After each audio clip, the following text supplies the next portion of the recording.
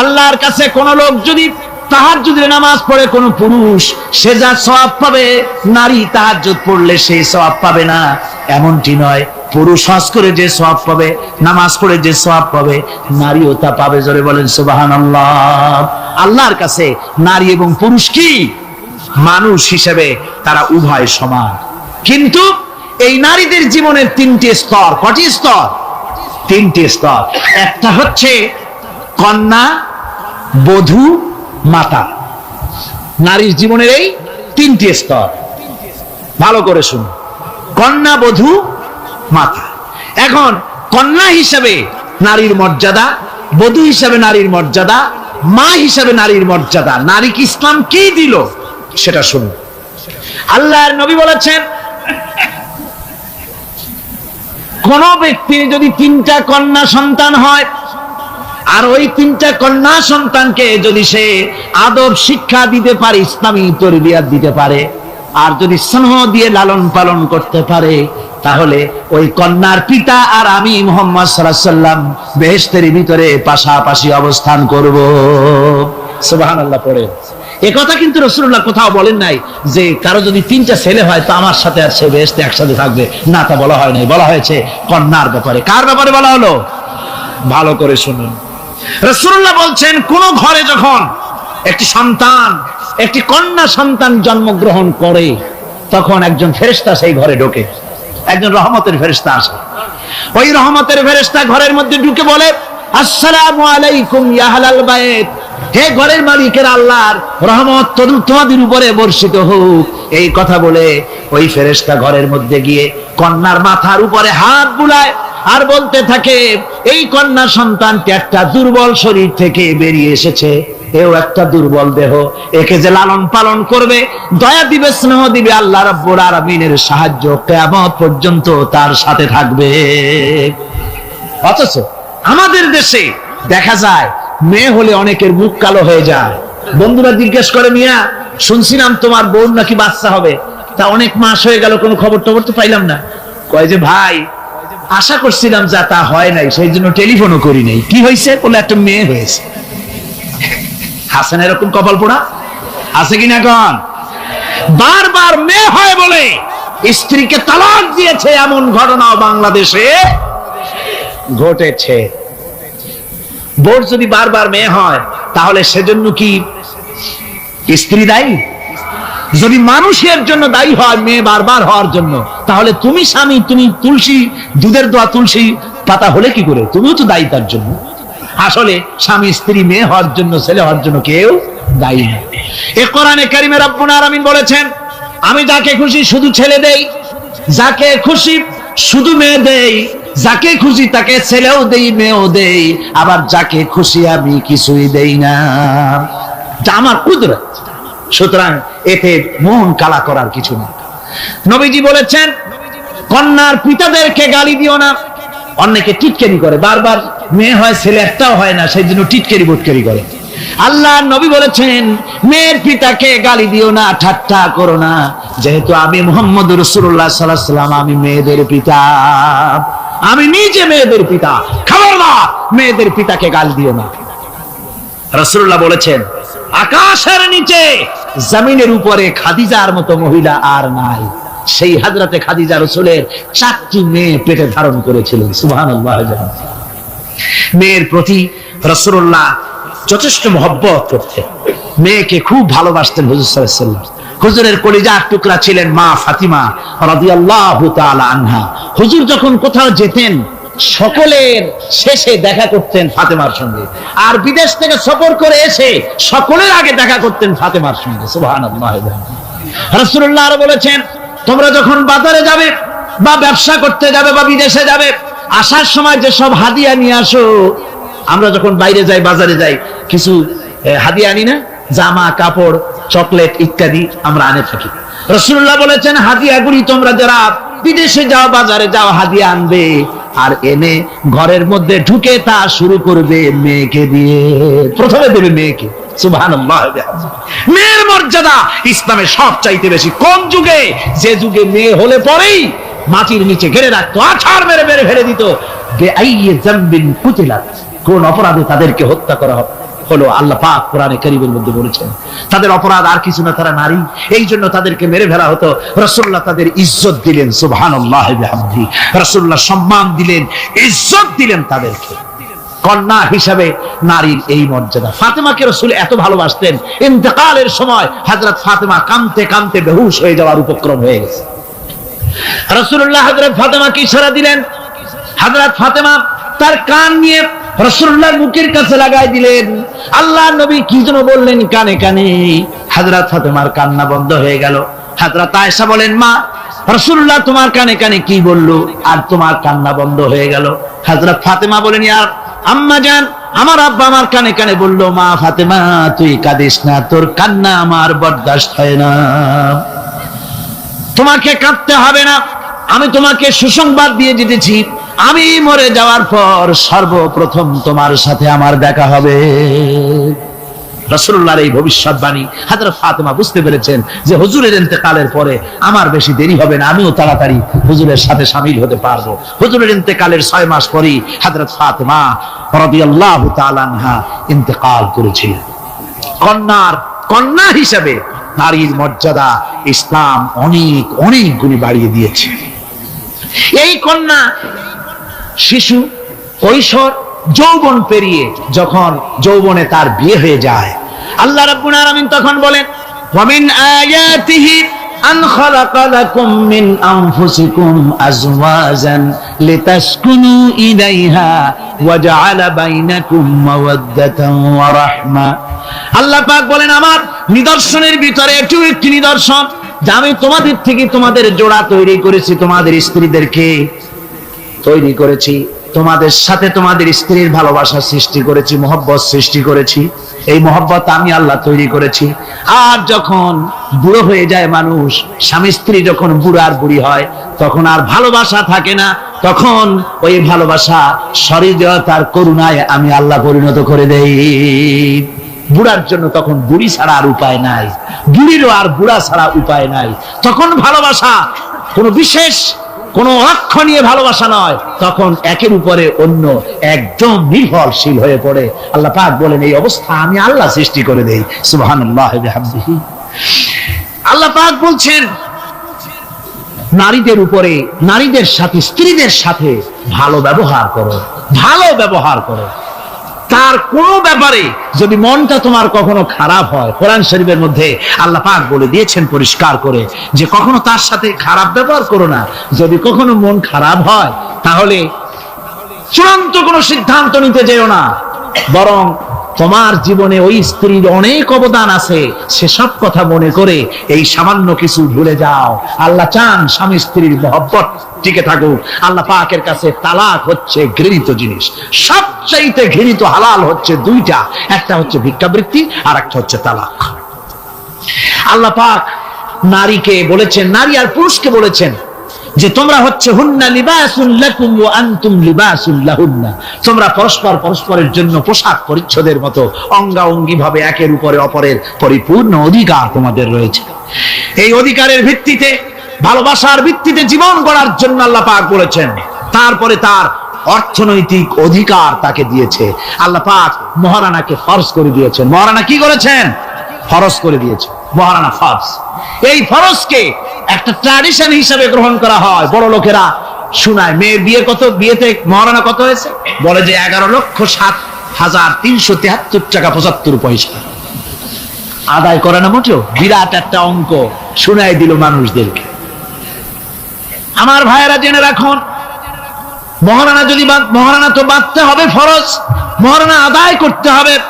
এই মহারানার টাকা যদি আদায় করা না হয়, স্ত্রী যদি স্বেচ্ছায় স্বামীকে মহারানা মাফ করে না দেয়, তাহলে কিয়ামতের দিন আল্লাহর দরবারে ওই স্বামীকে জিনাকারীর কাতারে দাঁড়াতে হবে। জোরে বলেন নাউজুবিল্লাহ।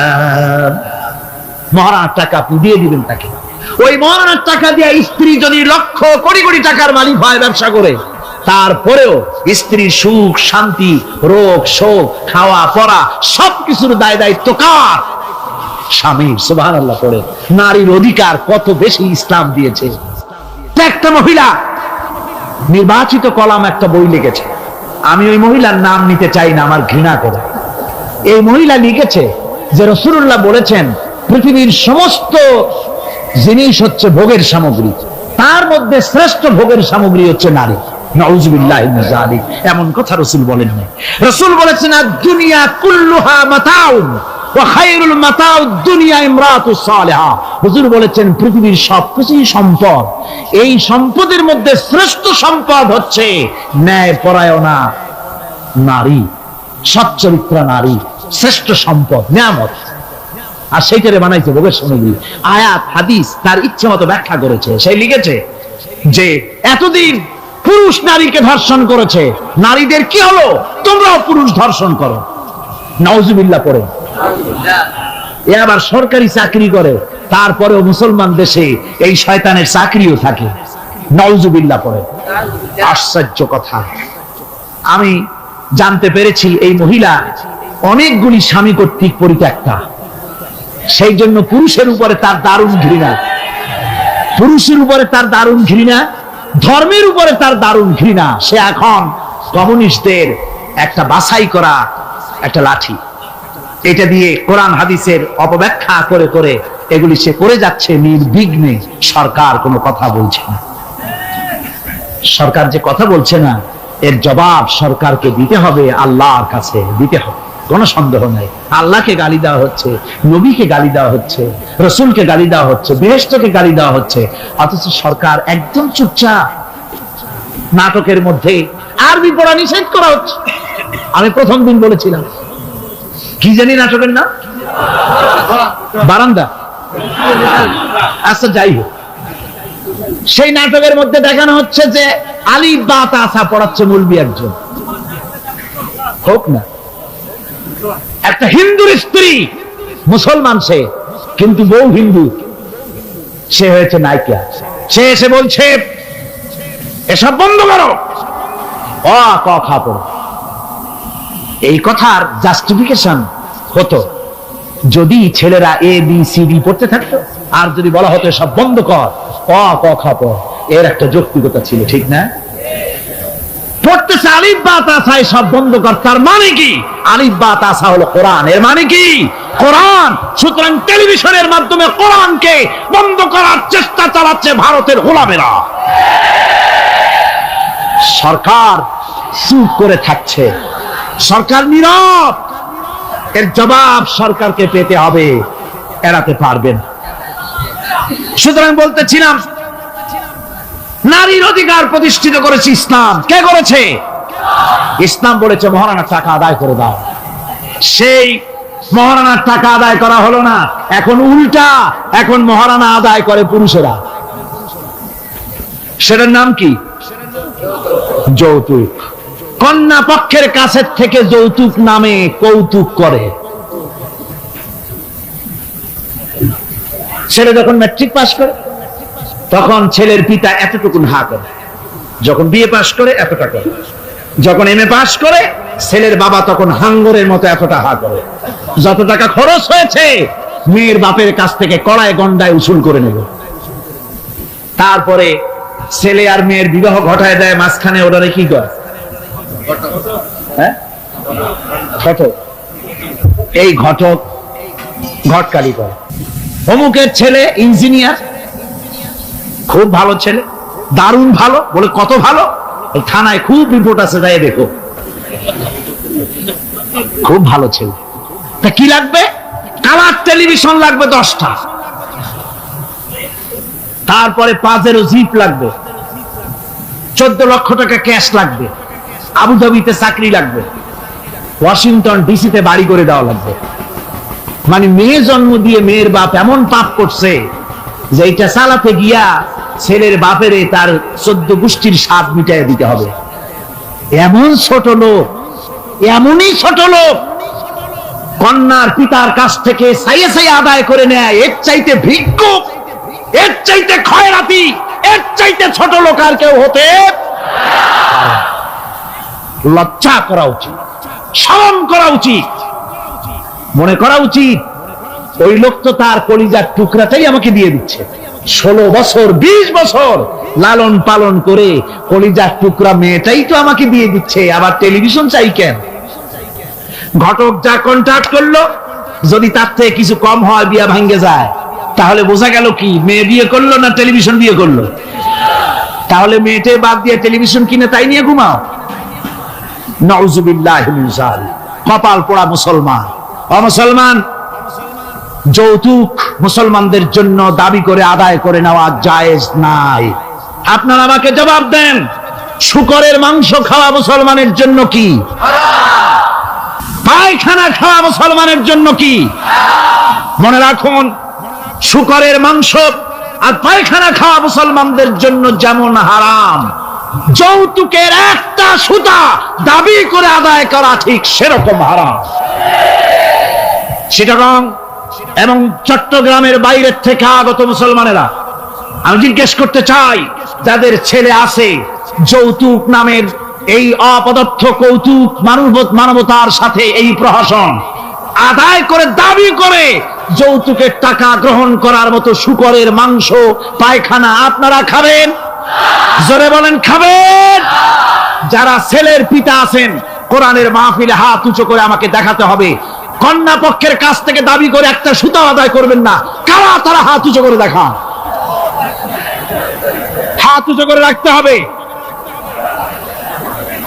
আলহামদুলিল্লাহ, হাত নামান, হাত নামান। আমি বলেছিলাম ছেলেদের পিতারা হাত তুলবে, কিন্তু বাচ্চা ছেলেরাও হাত তুলে ফেলেছে। অসুবিধা নাই, সব শিশুরা ঘুমিয়ে আছে, কি জানি লক্ষ পিতা লক্ষ শিশু ঘুমিয়ে আছে, হ্যাঁ, সব শিশুদের অন্তরে। কাজে এই শিশুরাই একদিন পিতা হবে, তখন যেন আল্লাহ এই ওয়াদাটা তাদের মনে করায় দেন। জোরে কোন আমিন, জোরে বলেন আমিন। আপনাদের জানা মতে যদি যৌতুক কেউ আদায় করে টের পান, সালাম দিবেন না, তার সঙ্গে সামাজিক বয়কট করবেন, যেহেতু সে নারী নির্যাতনকারী। ঠিক কিনা বলেন? মা বোনেরা সম্মানের পাত্র, তাদেরকে বিয়ে করবেন সম্মান দিয়ে।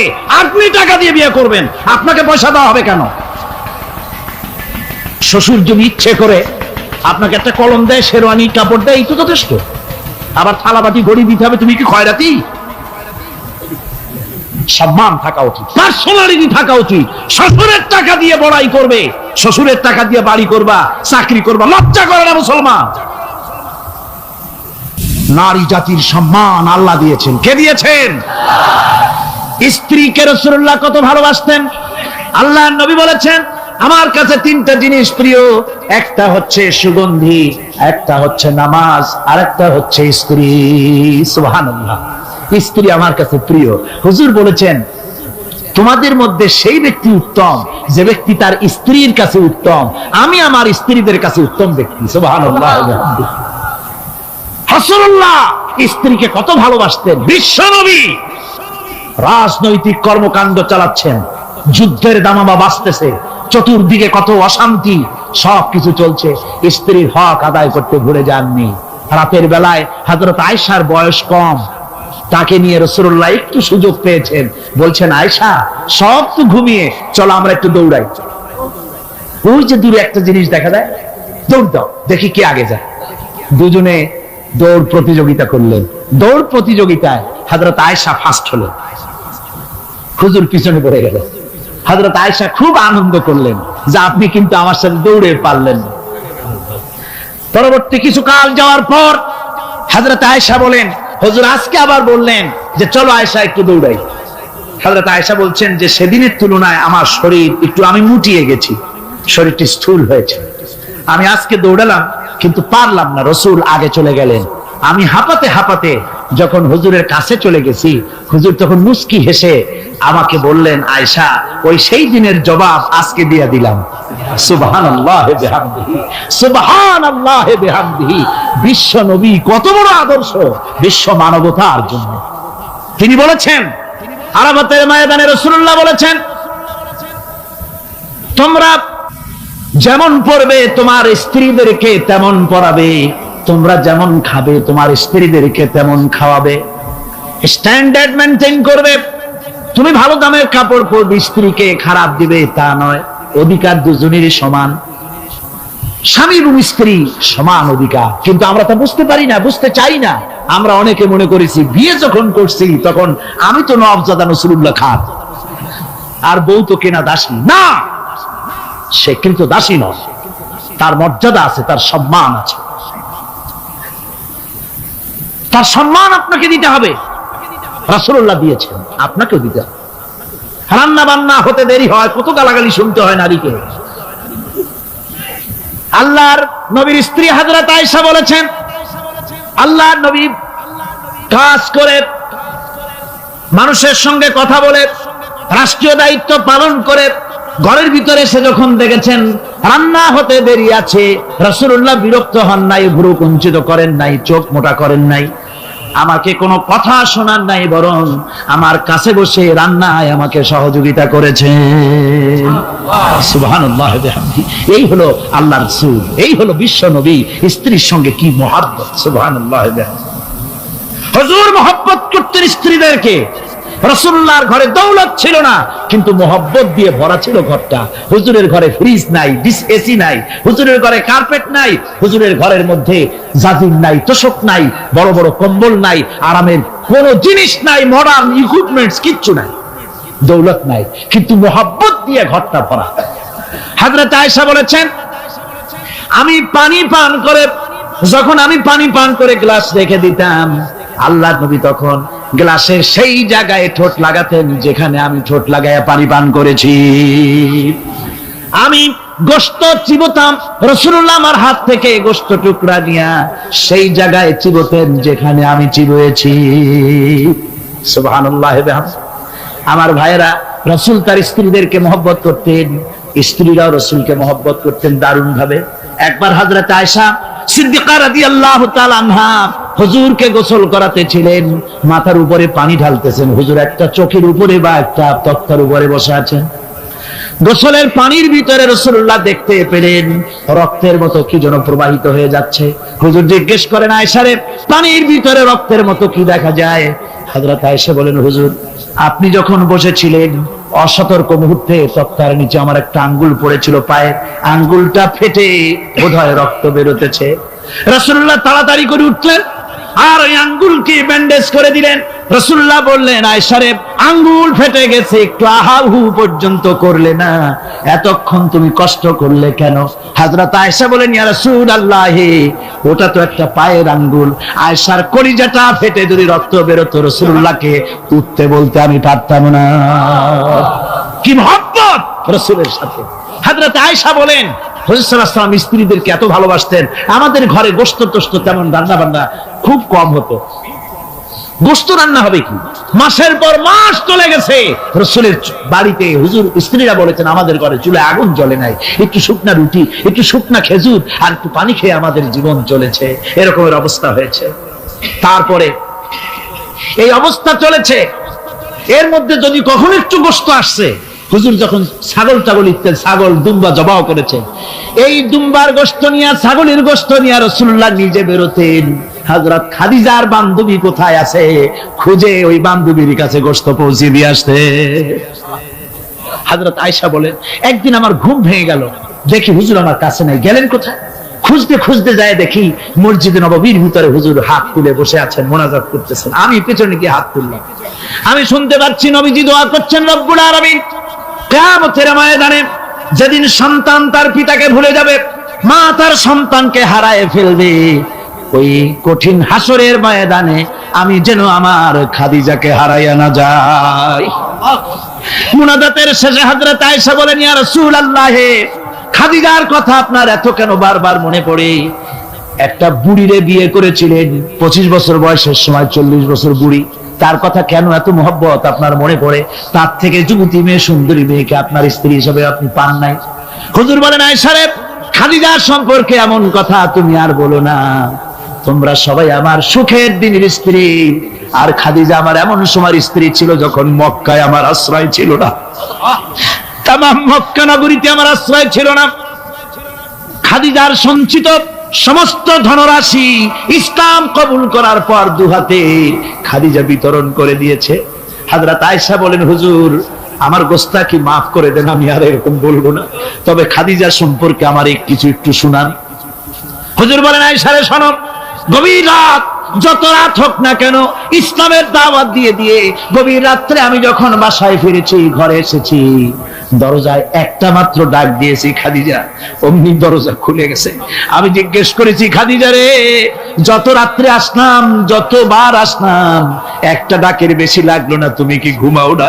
হযরতে খাদিজা বলেছেন, ইয়া রাসূলুল্লাহ, আমার মনের ভিতরে ভয় থাকে, আল্লাহর রাসূল দ্বীনের খেদমতে বাইরে আছেন, আমি যদি আরামে বিছানায় ঘুমায় থাকি আর নবীজি দরজার কাছে দাঁড়ায় আমারে ডাকাডাকি করবেন, উঠতে যদি দেরি হয়ে যায় নবীজির সঙ্গে বেয়াদবি হয়ে যাবে, এই মনে করে আপনি না আসা পর্যন্ত দরজার সাথে পিঠ লাগাই আমি দাঁড়াইয়া দাঁড়াইয়া ঘুমাই। আমার ভাইরা, হযরতে খাদিজার ইজ্জত স্বয়ং আল্লাহ দিয়েছেন। কে দিয়েছেন? হাদিস শরীফে এসেছে, রাসূলুল্লাহ জাবালে নূরে বসা, গারে হেরার ভিতরে বসা, হযরতে জিবরাইল রাসূলুল্লাহর সঙ্গে কথা বলতেছেন। একটু পরে হযরতে জিবরাইল বলেন, ইয়া রাসূলুল্লাহ, আমি আর এখানে বসবো না, আমি এখন চলছি। আমি দেখতে পাচ্ছি খাদিজা আসতেছে আপনার জন্য খাবার নিয়ে। খাদিজা যখন আপনার কাছে পৌঁছে যাবে, আপনি খাদিজাকে শুনায় দিবেন, আল্লাহ রাব্বুল আলামিন খাদিজাকে সালাম জানাইছে। সুবহানাল্লাহ। রাসূলুল্লাহর কাছে হযরতে খাদিজা যখন আসলেন, হুজুর বললেন, খাদিজা, আজকে তোমার জন্য দারুণ সুখবর। বলে কি? বলে, আল্লাহ পাক, জিবরাইল কেমন উঠে গেল আমার কাছ থেকে, জিবরাইল বলে গেল, আল্লাহ তোমাকে সালাম বলেছেন। হযরত খাদিজা কেঁদে ফেললেন, বললেন, ইয়া রাসূলুল্লাহ, আমার নারী জন্ম সার্থক, আল্লাহ আমাকে সালাম বলেছেন। এর জবাব কেমনে দিতে হয় হুজুর, আমি তো জানি না, আপনি আমার পক্ষ থেকে আল্লাহর সালাম কিভাবে দেওয়া লাগে আপনি দিয়ে দিন, আমি তো বুঝি না কেমনে আল্লাহর সালামের জবাব দেব। হুজুর বললেন, খাদিজা, শুধু আল্লাহ নয়, জিবরাইলও তোমাকে সালাম বলে গেছে। হযরতে খাদিজা বললেন, হযরত জিবরাইলকে আমার সালামের জবাবটা ওয়া আলাইকুমুস সালাম বলে দিই। হযরত খাদিজার এই মর্যাদা ছিল। আমার ভাইরা, রাসূল পাক সাল্লাল্লাহু আলাইহি ওয়াসাল্লাম এভাবে মহব্বত করেছেন স্ত্রীদেরকে। সুতরাং স্বামী স্ত্রীর মহব্বত আল্লাহ জান্নাতি নিয়ামত। কি নিয়ামত? যে ঘরের মধ্যে স্বামী স্ত্রীর মধ্যে মিল মহব্বত আছে, এটা বেহেশতের মতো, আর যেখানে মিল মহব্বত নাই, এটা জাহান্নামের মতো। ঠিক কি? সুতরাং মহব্বত করুন, বেশি বেশি স্যাক্রিফাইস করুন, বেশি বেশি স্যাক্রিফাইস করুন। নারীদের ব্যাপারে বলা হয়েছে, পুরুষকে বলা হয়েছে অধিকার আদায় করো, সব ব্যাপারে সমান অধিকার, কিন্তু নারীকে একটা ব্যাপারে বলা হয়েছে, নারী শোনো, পুরুষের মর্যাদা তোমার চাইতে আল্লাহ রাব্বুল আলামিন বেশি দিয়েছেন। আর রিজালু কাওয়ামুনা আলান নিসা, নারীদের উপরে পুরুষের প্রাধান্য আল্লাহ পাক দান করেছেন। একদিন একজন সাহাবী বলেছিলেন, ইয়া রাসূলুল্লাহ, জঙ্গলি উট দেখলাম আপনার পায়ের উপরে সিজদায় পড়ে গেল, আপনি যদি আমাদেরকে অনুমতি দিতেন না, আপনাকে আমরা সিজদা করতাম। আল্লাহর নবী বললেন, মানুষ মানুষকে সিজদা করা, এ পারমিশন যদি আমি দিতাম, তাহলে দুনিয়ার সমস্ত স্ত্রীদেরকে বলতাম তারা যেন তাদের স্বামীকে সিজদা দেয়। স্বামীর মর্যাদা এখানে বেশি। সুতরাং অধিকার সমান, কোনো সন্দেহ নাই, কিন্তু স্বামীর একটা আলাদা মর্যাদা আছে, সেই সম্মানও তাকে দিতে হবে। এরপরে এই সমান অধিকারের ভিত্তিতে স্বামী স্ত্রী চলতে থাকে, মাঝখানে আল্লাহ পাক তাদেরকে সন্তান দান করেন।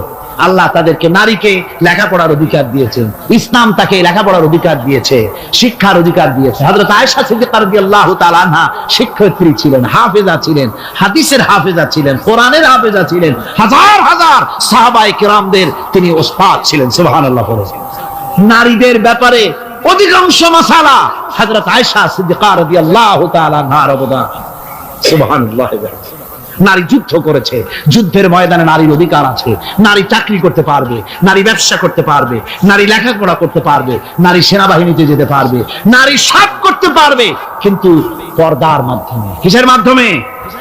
স্বামী এবং পুরুষ এবং স্ত্রী, পুরুষ এবং নারী মাঝখানে একটা পর্দা থাকতে হবে। সে কথা একটু পরে বলছি। এবার এই বধূ কিছুদিন পর মা হয়ে গেল। কি হয়ে গেল? মা হয়ে গেল। মা যখন হয়ে গেল, মর্যাদা আরো এক ধাপ বেড়ে গেল। আল্লাহ রাব্বুল আলামিন মায়ের মর্যাদা বেশি করে দিলেন। আল্লাহ পাক কোরআনে কারীমের মধ্যে বলেন, ওয়াসাইনাল ইনসানা বিওয়ালিদাইহি ইহসানা হামালাতুহু উম্মুহু কুরহা ওয়া ওয়াদাতুহু কুরহা وحمله وفصاله 30 شهرا। আমি পৃথিবীর সমস্ত মানুষকে উপদেশ দিয়েছি, তোমরা তোমাদের মায়ের প্রতি সম্মান করো, ihsan করো। তোমার মা তোমাকে গর্ভধারণ করেছে অত্যন্ত কষ্টের সাথে, আর ডেলিভারিও করেছে কষ্টের সাথে। খবরদার মায়ের সাথে বেয়াদবি করো না। কে বলেছেন? আল্লাহ পাক বলেছেন মায়ের ihsan করো। আল্লাহ রাব্বুল আলামিন মা বাবার জন্য দোয়া করতে বললেন। আল্লাহ পাক বলেন মা বাবার সামনে যেন কখনো মাথায় ঝাঁকি দিয়া চোখটা মোটা করে মা বাবার সঙ্গে কথা বলো না। ওয়া কুল্লাহুমা কাওলান কারীমা। মা বাবার সঙ্গে যখন কথা বলবে সম্মান সূচক কথা বলবে। আর মা বাবার জন্য আমার কাছে দোয়া কর। কে শিখায়? আল্লাহ। কে শিখান? আল্লাহ বলছেন বান্দারে তোর মা বাবার জন্য আমার কাছে দোয়া করবি। রব্বিরহামহুমা কামা রাব্বায়ানি সগীরা। জোরে সরে পড়েন রব্বিরহামহুমা কামা রাব্বায়ানি সগীরা। আয় আল্লাহ, আমার মা বাপ যেমন আমাকে স্নেহ করে লালন পালন করেছে আমার ছোটবেলায়, তুমি আমার মা বাপকে তোমার রহমতের কোলে লালন পালন করো। কে শিখায়? আল্লাহ পাক শিখিয়ে দিচ্ছেন। আমার ভাইরা, ইয়েমেন থেকে একজন লোক এসেছে। হাদিস, ইয়েমেন থেকে একজন লোক এসেছে হুজুরের সামনে, তার বুড়ি মা সাথে। বলছে হুজুর, এই অচল বুড়ি মা হাঁটতে পারে না, চলতে পারে না, এই আমার মা। এরে ঘাড়ে করিয়া আমি ওকুফে আরাফা করেছি, একে নিয়ে মিনা মুজদালিফা করেছি, রমি করেছি, একে নিয়ে আমি সাফা মারওয়া সাই করেছি। এই মাকে ঘাড়ে করে আমি আল্লাহর ঘর তাওয়াফ করেছি। হজের সব কাজ মায়ের ঘাড়ে করে করছি। আল্লাহর নবী, আমি কি আমার মায়ের হক আদায় করতে পেরেছি? হুজুর বললেন না, আদায় হয়নি। মায়ের হক আদায় হয় নাই। অর্থাৎ বুকের চামড়া দিয়ে মায়ের পায়ের যদি স্যান্ডেল তৈরি করে দেওয়া হয়, এক ফোঁটা দুধের হক আদায় হবে না। সেই মায়ের সঙ্গে নাফরমানি হচ্ছে, বেয়াদবি হচ্ছে, বউয়ের কথার মতো মায়ের সাথে দুর্ব্যবহার করা হচ্ছে। আমার দেশে গুলো হচ্ছে না? হচ্ছে। মা কোথায় পড়ে আছে কোনো খোঁজ নাই, খবর নাই। তার জন্য কোনো ভালো খাবার ব্যবস্থা, কাপড় চোপড় নাই। বন্ধুদের জন্য সব আছে, মায়ের জন্য নাই, বাপের জন্য নাই। মা তো বুড়ি হয়ে গেছে, এখন আর মা নাই। বাপ তো বুড়ো হয়ে গেছে, কামাই করতে পারে না, এখন আর বাপ নাই, এখন হয়ে গেছে বুড়ো। আর মা হয়েছে বুড়ি। আর আব্বা হয়েছে, যার মেয়ে বিয়ে করেছে শ্বশুর এখন আব্বা, আর শাশুড়ি হয়েছে আম্মা।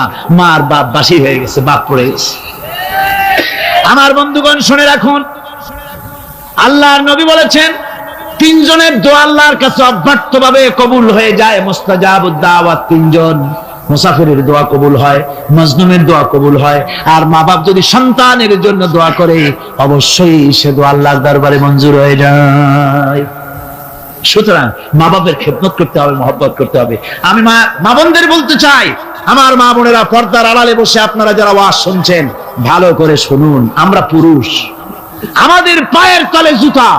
পুরুষের পায়ের তলে কি? জুতা। আপনারা নারী, আপনাদের পায়ের তলে আল্লাহর জান্নাত। জোরে কোন সুবহানাল্লাহ, জোরে বলেন সুবহানাল্লাহ। ও নারী, ও মহিলা, তোমাদের সম্মান আল্লাহ কোথায় তুলে দিল? পুরুষের পায়ের তলে জুতা, তুমি নারী, তোমার পায়ের তলে আল্লাহর বেহেশত। আল জান্নাতু তাহতা আকদামিন মুহাত। মায়ের পায়ের তলে আল্লাহর বেহেশত। সুবহানাল্লাহ পড়েন, সুবহানাল্লাহ পড়েন। আল্লাহ রাসূল বলেছেন, মা বাপ যদি, বুখারী শরীফের হাদিস, মা বাপ যদি অসন্তুষ্ট হয় আল্লাহ অসন্তুষ্ট হয়ে যান, মা বাপ সন্তুষ্ট হন আল্লাহ সন্তুষ্ট হয়ে যান। সুবহানাল্লাহ। আমরা বিভিন্ন জায়গায় হাদিয়া তোহফা নিয়ে যাই, যেখানে দোয়া কবুল হওয়ার সম্ভাবনা কম, 50-50 হইলেও পারে, না হইলেও পারে, সেইখানে পয়সা পাতি, হাদিয়া তোহফা, নজর নিয়াজ নিয়ে যাই। আর যেখানে 100% সিউরিটি আছে সেখানে হাদিয়া তোহফা দেই না। মা বাপকে হাদিয়া তোহফা দেয়। মা বাপের পায়ের উপরে চুমা খান, কিসমত পাল্টে যাবে, তকদীর পাল্টে যাবে। মা বাপকে ভালোবাসুন। সুতরাং মায়ের মহব্বত, মাকে আল্লাহ পাক এভাবে মহব্বত, তাকে সম্মান দিয়েছেন। নারী কন্যা হিসেবে, বধূ হিসেবে, মাতা হিসেবে তার মর্যাদা সবচেয়ে বেশি। এরপরে বলবো পর্দার কথা। আমার মা বোনেরা, আল্লাহ রাব্বুল আলামিন মহিলাদেরকে বলেছেন, পুরুষদেরকে বলেছেন, কুল্লিল মুমিনিনা ইয়াগুদ্দু মিন আবসারিহিম। ও নবী, মুমিন পুরুষদেরকে বলে দেন তারা যেন তাদের চক্ষুকে পরনারী থেকে নিম্নগামী রাখে। আর মহিলাদেরকে বলা হয়েছে কুল্লিল মুমিনাতি ইয়াগুদুদনা মিন আবসারিহিন্না, ও মুমিনা মহিলারা তোমরা যেন তোমাদের চক্ষুকে পরপুরুষ থেকে যেন নিম্নগামী রাখো। এটা আল্লাহর হুকুম। কার হুকুম? আল্লাহর হুকুম। পর্দায় থাকতে আল্লাহ বলেছেন, আল্লাহ পাক বলেছেন ওয়াকারনা ফি বুয়ুতিকুন্না ওয়ালা তাবাররাজনা তাবাররুজাল জাহিলিয়াতুল উলা, খবরদার তোমরা জাহালাতের যুগের মতো ঠাক ঠমক নিয়ে চলাফেরা করো না, তোমরা মানুষকে তোমাদের সৌন্দর্য বিকশিত করে দেখায়ও না। কোরআনে কারীমে সূরা নূরে বলা হয়েছে প্রত্যেকটি বয়সপ্রাপ্ত নারী এমন একটা চাদর পরবে যে চাদর পরলে তার মাথা, তার গলা, তার বুকটা ঢেকে যাবে। এরকম একটা চাদর পরা ইসলাম কি করেছে? ফরজ করে দিয়েছে। আল্লাহ পাক ফরজ করেছেন। কি করেছেন? ফরজ করে দিয়েছেন। মা বোনেরা আপনারা মেহেরবানি করে এমন একটা চাদর পরবেন। আজকাল ওড়না আছে ঠিকই, কিন্তু ওড়না যে অর্থে ব্যবহার করতে বলা হয়েছে ওই অর্থে নাই। এখন ওড়না মেয়েরা অনেক ক্ষেত্রে মাফলারের মতো গলায় ঝুলায় রাখে, গামছার মতো ঝুলায় রাখে, এরকমের জন্য ওড়না ব্যবহার করতে বলা হয় নাই। ওড়না হলো মাথাটা, গলাটা, বুকটা ঢেকে যায় এবং একটু পুরু হতে হবে। পাতলা মশারি টেনা দিয়ে ওড়না বানাইলে হবে না, সেটা একটু পুরু হতে হবে, শালীন হতে হবে, মার্জিত হতে হবে। আমি একটি কথা আপনাদের বলি, এই বাংলাদেশে আজ পর্যন্ত যত নারীর মুখে অ্যাসিড পড়েছে, অ্যাসিড পড়ে নাই নারীর মুখে? বখাটে ছেলে যুবতী মেয়ের উপরে আকৃষ্ট হয়ে তাকে বিয়ের প্রস্তাব দিয়েছে বা কুপ্রস্তাব দিয়েছে, সে প্রত্যাখ্যান করেছে, পরে তার মনের ঝাল মিটাবার জন্য মুখে অ্যাসিড মারছে। আপনারা বলেন এমন কোন ঘটনা জানেন কিনা যে বোরখা পরিহিতা কোন মেয়ের মুখে অ্যাসিড পড়েছে? জানা আছে কিনা আপনাদের? না, বলতে পারবেন না। বোরখা পরা মেয়েদের উপরে এগুলি হয় নাই। কারণ হলো সে আল্লাহর হুকুম রক্ষা করেছে। যে বোরখা পরেছে, চাদর পরেছে, সে কার হুকুম রক্ষা করেছে? ওই মহিলা আল্লাহর হুকুম রক্ষা করেছে। এবার আল্লাহর দায়িত্ব হয়েছে তার শরীর, তার ইজ্জতকে হেফাজত করা। মেয়েরা যদি ঠোঁটে রং লাগায়া মাথার চুল খোলা রেখে রাস্তায় ঘুরে, রিকশাওয়ালা পর্যন্ত ডাকে ভাবি সাহেবা, দোকানে গেলে দোকানদার কয় আপা, আর যদি বোরখা পরা থাকে যে দেখে সেই কয় খালাম্মা, চাচি আম্মা, সম্মান করে কথা বলে। ঠিক কিনা কর? সুতরাং আমার মা বোনের আপনাদের সম্মান আপনারা বজায় রাখুন, আপনার মেয়েদের মর্যাদা আপনারা বাড়ান। আপনারা হচ্ছেন হযরতে খাদিজার উত্তরসূরি, সুমাইয়ার উত্তরসূরি, হযরতে খাওলার উত্তরসূরি, হযরতে আয়েশার উত্তরসূরি। এই বাংলার জমিনে আপনাদেরকে জিহাদের ময়দানে আসতে হবে ইনশাআল্লাহ। সবাই বলেন ইনশাআল্লাহ। পুরুষের পাশাপাশি বাংলাদেশেও মহিলারা বোরখা পরিহিতা হয়ে আল্লাহর দ্বীন কায়েমের জন্য যদি প্রয়োজন হয়, হাজার হাজার মহিলা রাস্তায় মিছিলে বের হবে ইনশাআল্লাহ। সময় আসতেছে, তরুণ, যুবক, মা বোন সবাইকে এই জিহাদে অংশগ্রহণ করতে হবে। এখন আমি মা বোনদেরকে কয়েকটা দায়িত্ব দিচ্ছি। শুধু ওয়াজ শুনলে তো হবে না, কিছু দায়িত্ব পালন করতে হবে। সে দায়িত্বটা হচ্ছে এই যে আপনারা আপনাদের সংসারটাকে ইসলামের দুর্গ বানান। সমাজে তো ইসলাম সব জায়গায় নাই, আপনার ঘরটাকে ইসলামের দুর্গ বানান। স্বামী স্ত্রীর আচরণে চলাফেরায় যেন সন্তানরা তৈরি হতে পারে, 1 নম্বর কথা। 2 নম্বরের কথা, সন্তানদেরকে ভালো নাম রাখুন। আজকাল কিন্তু ভালো নাম লুপ্ত হয়ে গেছে। এখন বাংলা নাম বেশি পছন্দ হচ্ছে, আরবি নাম বাদ। এখন বাংলা নাম কি? বাংলা নাম হচ্ছে আকাশ হোসেন, বাতাস আলী, তারপরে সাগর খাতুন, সৈকত বেগম ইত্যাদি, বিপুল, এই সব নাম হয়েছে এই বাংলা নাম। এর কোনো অর্থ নাই। বাংলা নাম আপনার সন্তানদেরকে রাখবেন না। মুসলমানরা নাম রাখবে আরবি নাম। কি নাম? আরবি নাম এবং অর্থবহ নাম। আলেমদের কাছে জিজ্ঞেস করে নাম রাখবেন। আরবি আন্দাজে রাখেন না। একজনে তার মেয়ের নাম রাখছে, শুনলাম মেয়ের নাম রাখছে তুকাজ্জেবান। হ্যাঁ, তাই বললাম ভাই তুকাজ্জেবান নাম রাখলেন কেন? যে কোরআন শরীফে দেখলাম তুকাজ্জেবান রে আল্লাহ খুব ভালোবাসে, সূরা আর রহমানে 33 বার এই নামটা আল্লাহ দিয়েছে, সেই জন্য মহব্বত করে তুকাজ্জেবান নাম রাখছি। দেখেন কথা।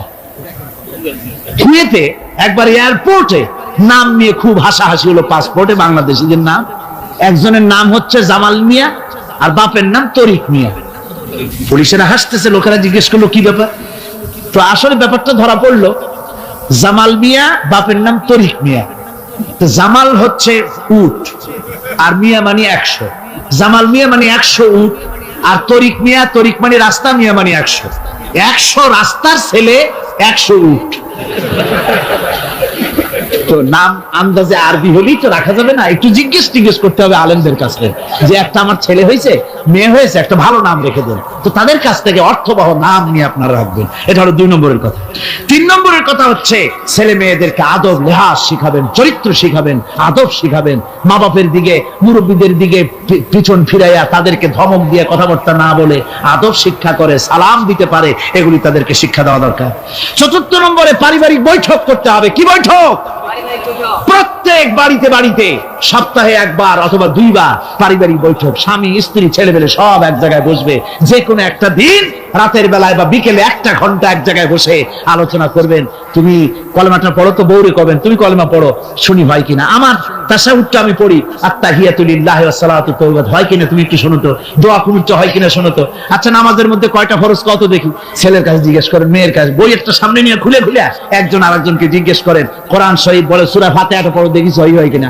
এইভাবে করে 1 ঘন্টা দিন আলোচনা করে তারপরে দরুদ শরীফ পড়ে আল্লাহর কাছে দোয়া করেন, আল্লাহ আমার বউ, আমার বাচ্চা, এই সব নিয়ে তোমার দ্বীনের কথাবার্তা বলছি, আল্লাহ তুমি দয়া করে আমার এই বিবি বাল বাচ্চাগুলিকে দ্বীনের রাস্তায় রাখো, চরিত্রবান বানায় রাখো, এরা যেন সন্ত্রাসী হয় না, এরা যেন মারামারি করে না, এদেরকে দিনদার বানাও, পরেজগার বানাও। আপনার দোয়া আল্লাহর কাছে কবুল হয়ে যাবে, আল্লাহর কাছে কবুল হয়ে যাবে, সন্তান আর খারাপ হবে না। কথা বুঝতে পেরেছি?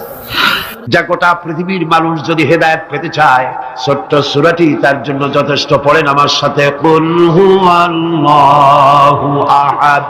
পড়েন সবাই, কুল হুয়াল্লাহু আহাদ আল্লাহুস সামাদ লাম ইয়ালিদ ওয়া লাম ইউলাদ ওয়া লাম ইয়াকুল লাহু কুফুয়ান আহাদ। আল্লাহ পাক বলেন, হে নবী আপনি বলুন, আল্লাহ এক এবং একক, তার কোনো অংশীদার নাই, তিনি বেনিয়াজ, তিনি কাউকে জন্ম দেন নাই, তাকেও কেউ জন্ম দেয়নি। আকাশ আর জমিনে আল্লাহর সমকক্ষ কেউ নাই, কেউ নাই। তিনি এক এবং একক। তার একত্ববাদের দাওয়াত দেওয়ার জন্য অসংখ্য পয়গম্বর আল্লাহ পাক এই দুনিয়া পাঠিয়েছেন, আর সমস্ত পয়গম্বর দাওয়াত দিয়েছেন কি, লা ইলাহা ইল্লাল্লাহু মুহাম্মাদুর রাসূলুল্লাহ। সবাই দাওয়াত দিয়েছেন লা ইলাহা ইল্লাল্লাহ, লা ইলাহা ইল্লাল্লাহ, লা ইলাহা লা ইলাহা ইল্লাল্লাহ। কোন ইলাহ নাই, কোন আইনদাতা নাই, কোন বিধানদাতা নাই, কোন শাসনকর্তা নাই, আল্লাহ ছাড়া কেউ নাই। বলেন সুবহানাল্লাহ। আল্লাহ এক এবং একক, তিনি সব সৃষ্টি করেছেন। আল্লাহ পাক বলছেন, আল্লাহুল্লাযী খালাকাস সামাওয়াতি ওয়াল আরদা ওয়া আনজালা মিনাস সামাই মাআন ফাআখরাজা বিহি মিনাস সামারাতি রিজকান লাকুম। আল্লাহ হচ্ছেন তিনি যিনি আকাশ সৃষ্টি করেছেন, জমিন সৃষ্টি করেছেন, আর আকাশ থেকে পানি বর্ষণ করে তোমাদের খাদ্য উৎপাদন করে দিয়েছেন। এ পানি হচ্ছে মানুষের জন্য জীবন। পানির এক নাম কি? জোরে বলেন, পানির এক নাম কি? জীবন। এই পানি এক নাম জীবন। কিন্তু কর্ণফুলীর পানি যদি চট্টগ্রামে 10 ফুট উঁচা হয়ে আসে, পানির নাম হবে কি? নাম হবে মরণ। এই পানিকে কন্ট্রোল করেন আল্লাহ রাব্বুল আলামিন। আল্লাহ যদি ইচ্ছে করেন বেশি করে পানি দিয়া পুরা এলাকা ডুবাই দিতে পারেন, আবার ইচ্ছে করলে পানির ভিতরে মানুষ বাঁচাই দিতে পারেন, আগুনের মধ্যে মানুষ বাঁচাইতে পারেন। সমস্ত ক্ষমতা হচ্ছে, কর্তৃত্ব কেবলমাত্র আল্লাহ পাকের। কর্তৃত্ব কার? কর্তৃত্ব কার? আল্লাহ পাকের কর্তৃত্ব। হযরত নূহ আলাইহিস সালামের জামানায় 40 দিনের বন্যা। এই বন্যার পরে জাহাজ যখন নেমে গেল, তখন তিনি মনে মনে ভাবলেন, আমি তো জোড়ায় জোড়ায় করে সমস্ত প্রাণীগুলি আর মানুষগুলি, কিছু কিছু মানুষ যারা ঈমান এনেছিল তাদের জাহাজে উঠাইছে, কিন্তু একটি বুড়ি আমার উপরে ঈমান এনেছিল, আর আমি তার ওয়াদা করেছিলাম সাথে করে নিয়ে যাব, আমি তো তার কথা ভুলে গিয়েছি। অনুশোচনা এলো। জাহাজ থেকে নেমে চতুর্দিকে লক্ষ্য করলেন, মানুষ নাই, জনপদ নাই, সব শেষ হয়ে গেছে। পাহাড় পর্বত কাত হয়ে পড়েছে, বিল্ডিং গুলি শেষ হয়ে গিয়েছে, কোন জনপদে কোনো প্রাণী নাই, প্রাণী বলতে কিছুই নাই। হঠাৎ দূরে দেখলেন একটা কুড়ে ঘরের মতো দেখা যায়। ভাবলেন এত বড় বন্যার ভিতরে কুড়ে ঘর কেমনে থাকলো। আস্তে করে হেঁটে গেলেন কুড়ে ঘরের কাছে। ভেতরে মানুষ আছে বলে মনে হলো। বাইরের থেকে প্রশ্ন করলেন ভিতরে কে? জবাব এলো আমি এই ঘরের মালিক, আমি এক বুড়ি বিধবা এক মহিলা। কোন নেমে গেল? তখন তিনি মনে মনে ভাবলেন আমি তো জোড়ায় জোড়ায় করে সমস্ত প্রাণীগুলি আর মানুষগুলি, কিছু কিছু মানুষ যারা ঈমান এনেছিল তাদের জাহাজে উঠাইছে, কিন্তু একটি বুড়ি আমার উপর ঈমান এনেছিল আর আমি তার ওয়াদা করেছিলাম সাথে করে নিয়ে যাব, আমি তো তার কথা ভুলে গিয়েছি। অনুশোচনা এলো। জাহাজ থেকে নেমে চতুর্দিকে লক্ষ্য করলেন মানুষ নাই, জনপদ নাই, সব শেষ হয়ে গেছে। পাহাড় পর্বত কাত হয়ে পড়েছে, বিল্ডিং গুলি শেষ হয়ে গিয়েছে, কোন জনপদে কোনো প্রাণী নাই, প্রাণী বলতে কিছুই নাই। হঠাৎ দূরে দেখলেন একটা কুড়ে ঘরের মতো দেখা যায়। ভাবলেন এত বড় বন্যার ভিতরে কুড়ে ঘর কেমনে থাকলো। আস্তে করে হেঁটে গেলেন কুড়ে ঘরের কাছে। ভেতরে মানুষ আছে বলে মনে হলো। বাইরের থেকে প্রশ্ন করলেন ভিতরে কে? জবাব এলো আমি এই ঘরের মালিক, আমি এক বুড়ি বিধবা এক মহিলা, আপনি কে? তিনি বললেন আমি হচ্ছি এই জামানার পয়গম্বর হযরত নূহ আলাইহিস সালাম। বুড়ি বলছেন আমারও ধারণা তাই, আপনি আমাকে ওয়াদা করেছিলেন বন্যা হলে পরে, বন্যার আভার যখন আপনি পাবেন আমাকে আপনি সাথে করে জাহাজে উঠায় নিয়ে দিবেন। আমার মনে হয় বন্যা কবে হবে সেই খবর দেওয়ার জন্য আপনি এসেছেন। হযরত নূহ আলাইহিস সালাম সিজদায় পড়ে কাঁদতে লাগলেন, বললেন রব্বুল আলামিন তোমার কুদরত বোঝার ক্ষমতা আমার নাই। 40 দিন পর্যন্ত পানির ভিতরে মানুষ কেমনে জীবিত রইল? আল্লাহ পাক শোনালেন রোরে বিপদ যখন এলো তুমি তোমার উম্মতকে ভুলে যেতে পেরেছো, ভুলে গিয়েছো, কিন্তু আমি রব্বুল আলামিন রহমানুর রহিম, আমি আমার বান্দিরে ভুলি নাই।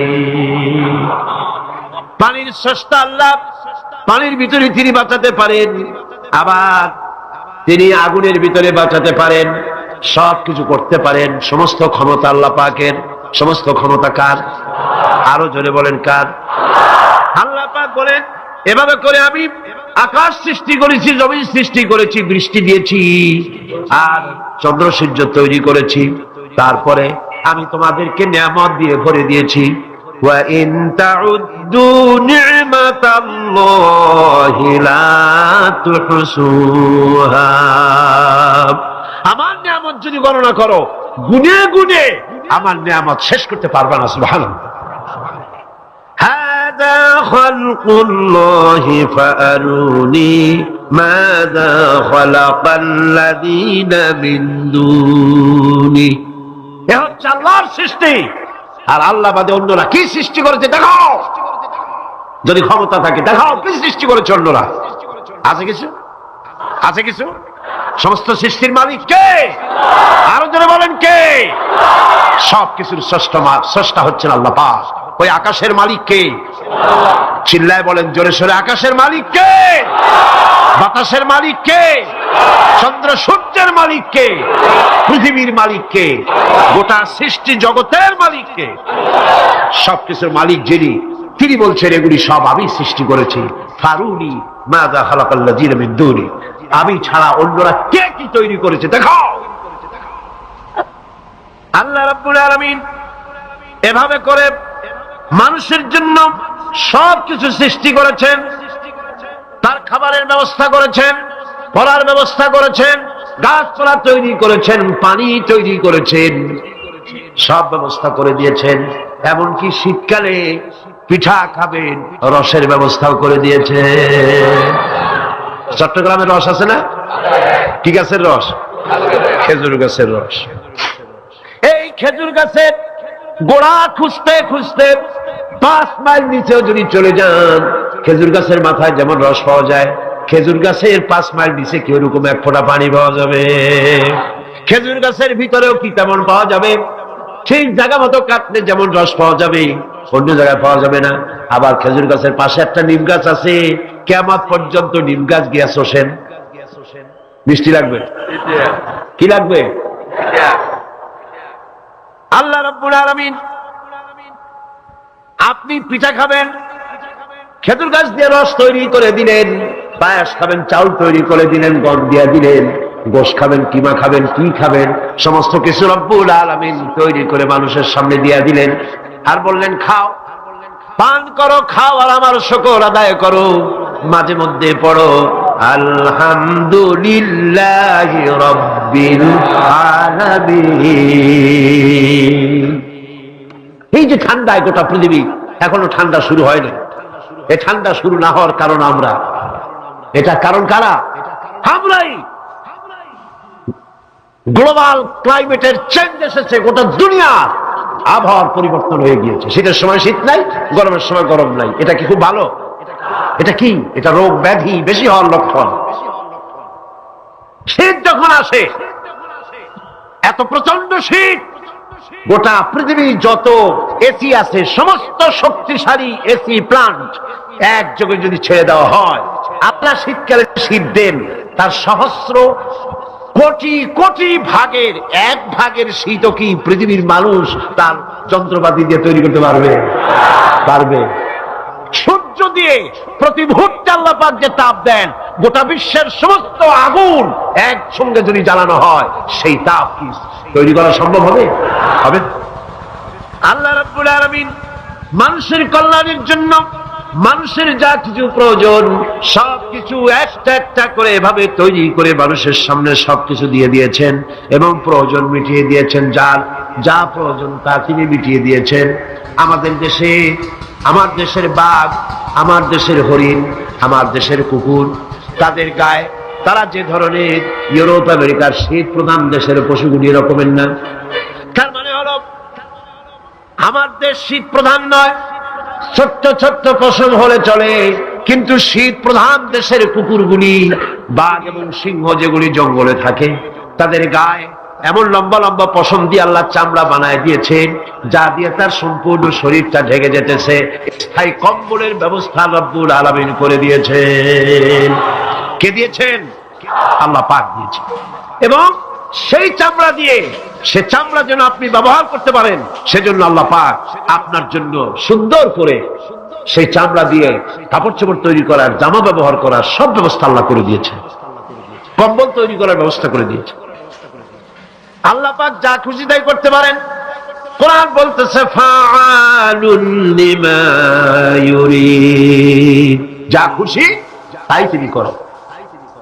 লা ইউসআলু আম্মা ইয়াফআলু ওয়া হুম ইউসআলুন, তিনি যা করেন সেজন্য কারো কাছে তাকে কৈফিয়ত দিতে হয় না, বরং গোটা বিশ্ব আল্লাহর কাছে কৈফিয়ত দিতে বাধ্য।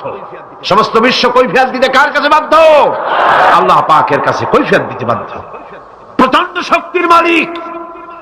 মানুষেরা বোঝে না, ক্ষমতা যখন আসে তখন চতুর্দিকে দেখে ক্ষমতার ক্ষমতা, কি যে করবে দিশা করতে পারে না। সারা জীবন ক্ষমতায় টিকে থাকার জন্য সর্বাত্মক প্রচেষ্টা চালায়, দেখ যখন পাইছি আর ছাড়বো না, ঠিক কিনা? এই চেষ্টা চালায়। কিন্তু আল্লাহ পাকের মূল ক্ষমতা তো আল্লাহর হাতে। আল্লাহ পাক ক্ষমতা দিয়ে বলেন লিনানজুরাকুম কাইফা তা'মালুন, ক্ষমতা দিয়ে তাকায় থাকি তোমার আমলটা কি হয় তা দেখার জন্য, তুমি করোটা কি সেইটা দেখার জন্য আমি দেখি। লিনানজুরাকুম কাইফা তা'মালুন। মানুষ ক্ষমতা হাতে পায়, অত্যাচারের স্টিম রোলার চালায়, আল্লাহ দেখতে থাকেন। আর আল্লাহ যখন অ্যাকশন নেন, সেই অ্যাকশন থেকে তাকে কেউ বাঁচাইতে পারে না। প্রচন্ড ক্ষমতার মালিক। রাতকে দিন বানাতে পারেন, দিনকে রাত বানাতে পারেন, আমিরকে ফকির বানাতে পারেন, ফকিরকে আমির বানায় দিতে পারেন, রাস্তার লোক ধরে নিয়ে প্রেসিডেন্ট বানায় দিতে পারেন, আবার নারাজ হলে পরে জুতার মালা দিয়া জেলখানায় ঢুকাইয়া দিতে পারেন। ক্ষমতায় থাকাকালীন ফুলের মালা এত বেশি পায়, ফুলের মালায় গলা ভরে যায়। গাবতলীর কোরবানির হাটেও এত মালা পায় না। এত মালা গলায় দিয়া আনন্দে ফুর্তিতে মারতে থাকে। আমার বন্ধুগণ মনে রাখেন, ফুলের মালায় আত্মহারা হয়েও না যারা ক্ষমতায় থাকো। এই ফুলের মালা আর ফাঁসির রশি একেবারেই পাশাপাশি। ফুলের মালা থেকে ফুলগুলি ঝরে পড়লেই ওই রশিটাই ফাঁসি হওয়ার জন্য যথেষ্ট, ঠিক কিনা? মানুষ বোঝে না, বোঝে না। আল্লাহ বলেন আমি তাকায় থাকি, দেখি কি করো, তোমার আমলটা কেমন হয়। ক্ষমতার মালিক আল্লাহ, দেওয়ার মালিক আল্লাহ। আর যখন নারাজ হয়ে যান, এক থাপ্পড় মেরে ক্ষমতা ছিনায় নিয়ে যান। পারেন কিনা? পারেন কিনা? ইতিহাস সাক্ষী। কিন্তু ইতিহাসের সবচেয়ে বড় শিক্ষা যে মানুষেরা ইতিহাস থেকে শিক্ষা গ্রহণ করে না। जगत जी लगाने के लिए ये दुनिया नहीं है, जगह जी लगाने के लिए ये दुनिया नहीं है, ये इबरत की जा है तमाशा नहीं है। पृथ्वी खेल तमाशा করার জায়গা না। ইতিহাস থেকে শিক্ষা নাও, পূর্বপুরুষদের দিকে তাকাও। আল্লাহর দ্বীনের কর্মীদের উপরে আঘাত লাগাবার কারণে বংশ শুদ্ধ আল্লাহ সাফ করে দিয়েছেন। দেন নাই? সে আল্লাহ আছে না নাই? চিল্লা এখন আছে না নাই? সে আল্লাহ পাক আছে। সে আল্লাহকে ভয় করে। ইত্তাকিল্লাহ, সে আল্লাহকে ভয় করে। আল্লাহ পাক ইচ্ছে করলে ক্ষমতা দিতে পারেন, ইচ্ছে করলে ক্ষমতা ছিনায়ও নিতে। সে আল্লাহ রাব্বুল আলামিন ক্ষমতা দেওয়ার মালিক, ক্ষমতা ছিনায় নেওয়ার মালিক, হায়াতের মালিক, মওতের মালিক। সবাই বলুন হায়াতের মালিক কে? মওতের মালিক কে? খাবারের মালিক কে? হাসাবার মালিক কে? কাঁদাবার মালিক কে? সব কিছুর মালিক কে? আল্লাহ রাব্বুল আলামিন। ইন্নাল্লাহা আলা কুল্লি শাইইন কাদির। সব কিছুই উপরে তিনি ক্ষমতাবান, যা খুশি তাই তিনি করেন। এ হচ্ছে আল্লাহর সৃষ্টি। সবকিছু আল্লাহ সৃষ্টি করেছেন। বরং কাফির বেঈমান যারা অস্বীকার করে আল্লাহ রাব্বুল আলামিন, সেই মানুষেরাই বুঝতে পারে না। বরং মানুষ যা কিছু তৈরি করেছে তা সবই আল্লাহর বানানো জিনিস, তার থেকেই করেছে, কথাটা বুঝে আসে না। মানুষ না বুঝেই বিজ্ঞানকে সবকিছুর প্রশংসা বিজ্ঞানের জন্য করে, বিজ্ঞানের জন্যই প্রশংসা অস্থির হয়ে যায়। যেমন ধরুন রাজশাহী বিশ্ববিদ্যালয়ে আপনার ছেলে পড়ে, 6 মাস টাকা পয়সা পায় না, ধার খরচ করিয়া তার 6টা মাস চালায়। হঠাৎ করে পিয়ন মানি অর্ডার ফর্ম নিয়ে হাজির, 6,000 টাকা পাঠাইছে বাপে। টাকাগুলি নিয়ে সই করে পিয়নের কদমবুসি করে যে বাবাজি এতদিন পরে টাকা নিয়ে আসছেন, আপনার প্রতি আল্লাহ রহম করুন। এটা বুদ্ধিমান না বেকু? বুদ্ধিমান না বেকু? আরে বেটা, পিয়ন কি তোর বাজান? টাকাকে পাঠিয়েছে, বাবা পাঠিয়েছে, প্রশংসা তার কর। বিজ্ঞানীরা প্লেন বানিয়েছে, বিজ্ঞানীরা গাড়ি বানিয়েছে, বিজ্ঞানীরা কম্পিউটার তৈরি করেছে, প্রশংসা করো সেই আল্লাহ যে আল্লাহ রাব্বুল আলামিন বিজ্ঞানীর মাথায় বুদ্ধি দিয়েছে। প্রশংসা কার? আল্লাহ পাকের প্রশংসা করতে হবে। হায়াতে খালকুল্লাহ, যা কিছু আল্লাহ বলছেন এ সব কিছু আল্লাহর সৃষ্টি। মানুষ কিছুই সৃষ্টি করেনি, শুধু আল্লাহর সৃষ্টি দিয়ে জোড়া তালি দিয়ে বানিয়েছে, ঠিক না? আল্লাহর বানানো জিনিস দিয়ে জোড়া তালি দেওয়া হয়েছে। আল্লাহ পাকের সৃষ্টি তো দূরের কথা, আল্লাহকেই মানতে চায় না। কি বলে? বলে আনসিন ইজ নাথিং। শুনছেন কথা? আনসিন ইজ নাথিং, যা দেখা যায় না তা কিছুই না, মানি না। যার রং নাই, রূপ নাই, ধরা যায় না, ছোঁয়া যায় না, অনুভব করা যায় না, তা মানি না। নাউযুবিল্লাহ। এই কথা দিয়ে তারা আল্লাহরে অস্বীকার করতে চায়। অথচ এই ভদ্রলোকেরা মাধ্যাকর্ষণ না দেখি বিশ্বাস করে মাধ্যাকর্ষণ আছে, ঠিক কিনা? এই ভদ্রলোকেরা বিদ্যুতের শক্তি দেখেই, বিদ্যুৎকেও দেখে। আপনারা দেখতেছেন বিদ্যুৎ, বিদ্যুতের শক্তি দেখে বিদ্যুৎকে বিশ্বাস করে। বাতাসের প্রচন্ডতা দেখে বাতাসকে অনুভব করে, বিশ্বাস করে। অক্সিজেন চোখে দেখে না, ইথারকে চোখে দেখে না, বিশ্বাস করে। কিন্তু এমনই নাস্তিক, এমনই কপাল পোড়া যে আল্লাহরে দেখা যায় না তাই বিশ্বাস করা যাবে না। এক নাস্তিকের সাথে হযরত ইমাম আবু হানিফা রাহমাতুল্লাহ আলাইহির এক বিতর্ক অনুষ্ঠান হলো। সেই বিতর্ক অনুষ্ঠানে ইমাম আবু হানিফা রাহমাতুল্লাহ আলাইহি পৌঁছতে বেশ দেরি করলেন।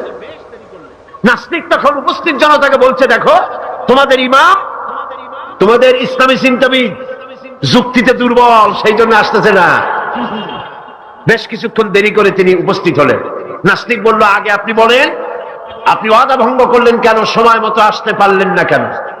তিনি জবাবে বললেন, দেখো আমি অনেক দূর থেকে এসেছি, এসে দেখি সামনে নদী, এখন পার হবো কেমনে? কোন নৌকার ব্যবস্থা নাই।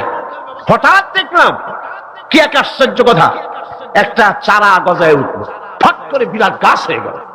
কই থেকে একটা কুড়াল আসলো, গাছটারে কাজে ভালাই গেল। তারপরে এলো করাত, বানাইলো তক্তা, এরপরে আসলো লোহা, পড়লো হাতুড়ি, হয়ে গেল নৌকা। বাহ কি মজা! এরপর নৌকা নামলো নদীতে, আমি উঠে বসলাম, এই পাড়ি দিয়ে আসলাম, তাই যা একটু দেরি হলো। নাস্তিক কয় যে কি সর্বনাশ, এই লোকের সাথে আমি তর্ক করবার মাথা স্ক্রু শটটা দিলাম। আরে আন্দাজ আন্দাজ একটা গাছ হয়ে গেল ফট করিয়া, তারপরে কুড়াল আসলো, তক্তা হইলো, বিনা মিস্ত্রিতে নৌকা হইলো, এটা কেমনে সম্ভব? ইমাম সাহেব বলেন, আমার বিতর্ক শেষ। বিনা মিস্ত্রিতে যদি, তোমার যুক্তি মতে বিনা মিস্ত্রিতে যদি একটা নৌকা না হতে পারে, এই বিশ্ব তৈরি হলো কি করে বিনা মিস্ত্রিতে? ওই বিশাল আকাশ হলো কিভাবে? এই বিরাট চন্দ্র সূর্য হলো কিভাবে? কি করে তোমার ওই বডি তৈরি হলো? নাস্তিক চেয়ার থেকে নেমে ইমামের কাদমের উপরে পড়ে গেল, বলে আল্লাহু আকবার, আমি অন্যায় করেছি, আল্লাহ আমারে মাফ করে দাও।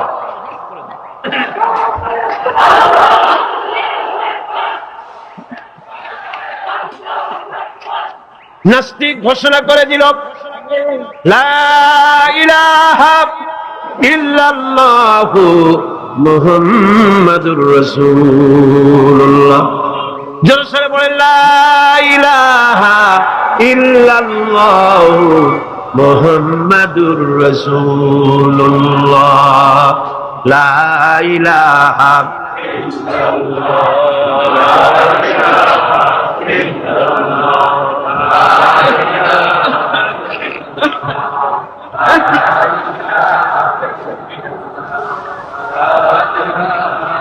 খালকুল্লাহ, তাহলে আল্লাহর সৃষ্টি। কার সৃষ্টি?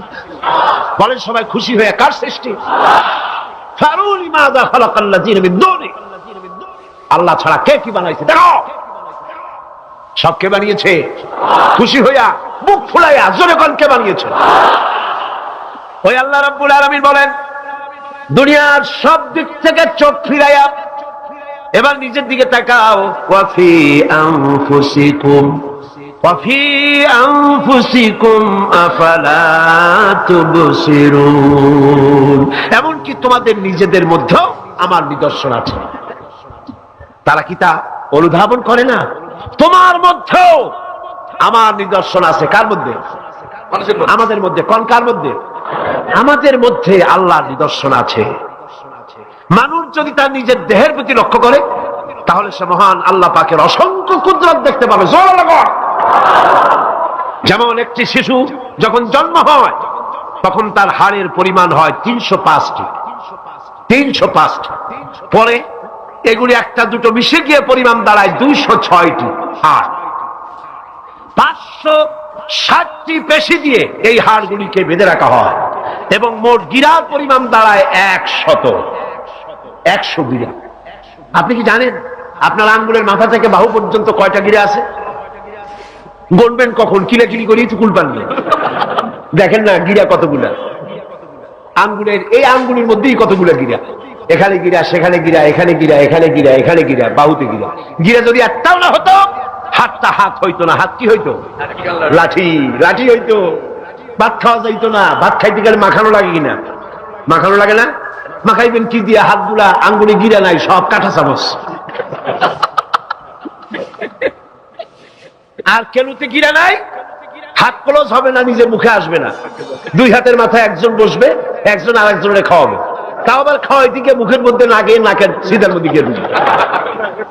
হাসতেছেন? সুবহানাল্লাহ বল। ওয়াফি আনফুসিকুম আফালা তুবসিরুন, তোমার ভেতরে আমার নিদর্শন আছে, অনুধাবন করো। মানব শরীর এক আশ্চর্য মেশিন। সুবহানাল্লাহ, আশ্চর্য মেশিন। লক্ষ কোটি সেল এবং নার্ভ সেল দিয়ে জটিল মেশিন পত্রের সমন্বয় এই দেহ তৈরি করা হয়েছে।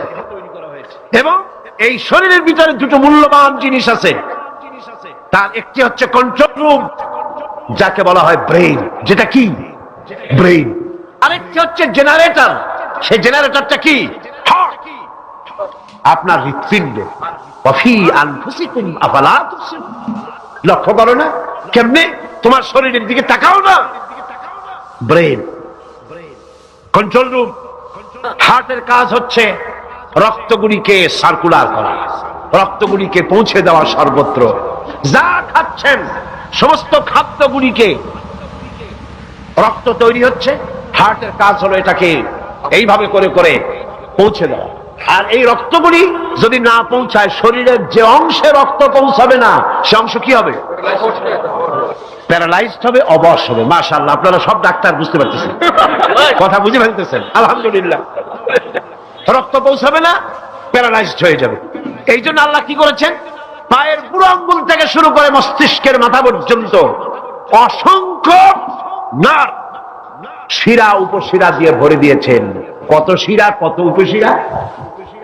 চিকিৎসা বিজ্ঞানীরা বলেছেন মানুষের দেহের ভিতরে যত শিরা এবং উপশিরা আছে সবগুলি যদি বের করে একটার সাথে আর একটা গিরা দেওয়া হয়, তাহলে তা এত লম্বা হবে যা দিয়া গোটা পৃথিবী 3 বার ঘোরা যাবে। এই শিরা উপশিরা গুলি যদি ছিঁড়ে ছিঁড়ে শরীর থেকে বের করে করে পাশাপাশি যদি সাজানো হয়, তাহলে 3 একর জমিন লাগবে সাজায়া রাখতে। এত শিরা উপশিরা দিয়ে এই পৃথিবী, এই শরীরটাকে আল্লাহ পাক সাজিয়ে দিয়েছেন, গুছিয়ে দিয়েছেন। অসংখ্য শিরা উপশিরা। হার্টের কাজ হলো রক্ত আসতেছে পাঁচ করে করে, এভাবে করে করে রক্ত পৌঁছায় দিচ্ছে হার্ট থেকে, তার মাথা থেকে শুরু করে পা পর্যন্ত। হার্ট প্রতি মিনিটে 10 পাউন্ড রক্ত সঞ্চালন করছে। ব্যায়ামের সময় এর পরিমাণ গিয়ে দাঁড়ায় 30 পাউন্ড। এবং এক সময় যদি আপনি আহত হন, অনেকগুলি রক্ত যদি বেরিয়ে যায়, অন্তত 2.5 পাউন্ডের মতো রক্ত আপনার শরীরের মধ্যে সব সময় রিজার্ভ থাকে। কে রাখে? কে রাখে? কে রাখে? এবার আপনার হার্ট যদি দুর্বল হয়, হার্ট অ্যাটাক হয় না? চিটাগাঙ্গে নাও হইতে পারে, নাকি হয়? হার্ট যদি অ্যাটাক হয়, হার্ট অ্যাটাক হয় কেন?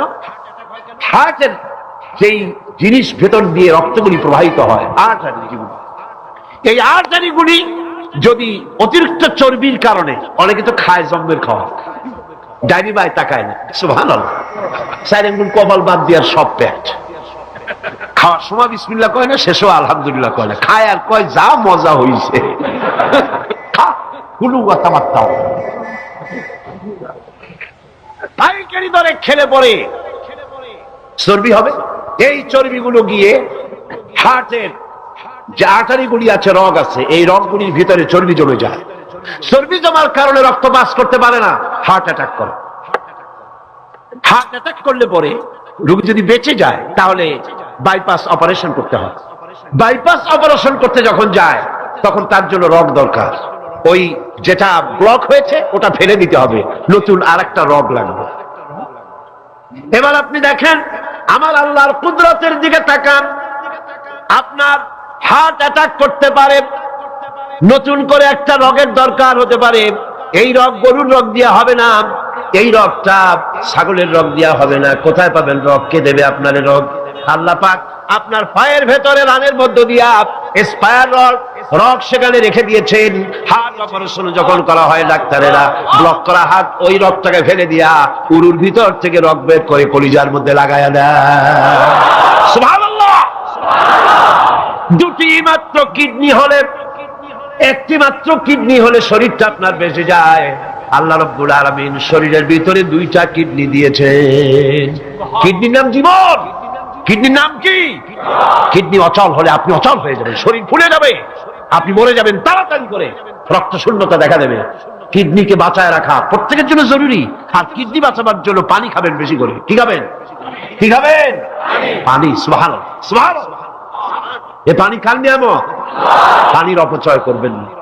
আমার নবী বলেছেন, প্রবাহমান নদীর ঘাটে বসেও এক ফোঁটা পানির অপচয় করো না। প্রবাহমান নদীর ঘাটে বসেও পানির অপচয় করো না। সুবহানাল্লাহ। পানি নিয়ামত, পানি খান বেশি করে, কিডনি সচল থাকবে। আলহামদুলিল্লাহ। একটা কিডনি হলে চলে, আল্লাহ পাক দুটি কিডনি দিয়েছেন, একটা বন্ধ হলে যেন আর একটা দিয়ে সে যেন চলতে পারে। সুবহানাল্লাহ।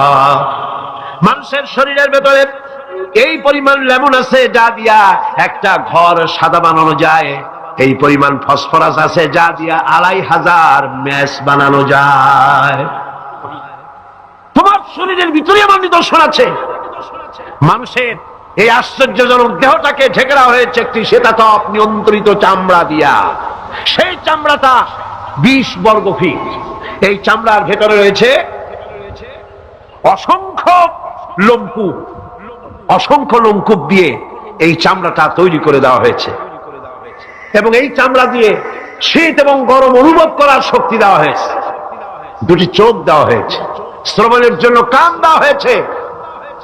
কে তিনি যিনি আমরা চোখ দিয়া নেগেটিভ দেখি? চোখ দিয়া কি দেখি? চোখ দিয়া দৃশ্যের নেগেটিভটা দেখি, ওই দেখার সাথে সাথে ব্রেনের ভিতরে গিয়া কোন শক্তি পজিটিভ বানায়া আমারে দেখায়। তার নাম কি? আমার কানের ভিতরে অসংখ্য শব্দ চতুর্দিক থেকে আসে, শব্দগুলিকে বিন্যস্ত করে একটা একটা করে শুনবার জন্য আমার কে কানের ভিতরে কে ব্যবস্থা করে দিয়েছেন? তার নাম কি? একটা মাত্র জিহ্বা, একটি মাত্র জিহ্বা মুখের মধ্যে আল্লাহ দান করেছেন। এই জিহ্বার ভিতরে কত স্বাদ আল্লাহ রব্বুল আলামিন দান করে দিলেন। এই জিহ্বায় রসগোল্লার স্বাদ একরকম, জিলাপির স্বাদ আর একরকম, চানাচুরের স্বাদ একরকম, পুঁটি মাছের স্বাদ একরকম, লোট্টা ফিশের স্বাদ আর একরকম, ঠিক কিনা? শুটকি মাছের স্বাদ আর একরকম, কাবাবের স্বাদ আর একরকম, আপেলের স্বাদ একরকম, বড়ের স্বাদ একরকম। একটা জিহ্বা দিয়া হাজারো স্বাদ নেওয়ার তৌফিক দিলেন আল্লাহ।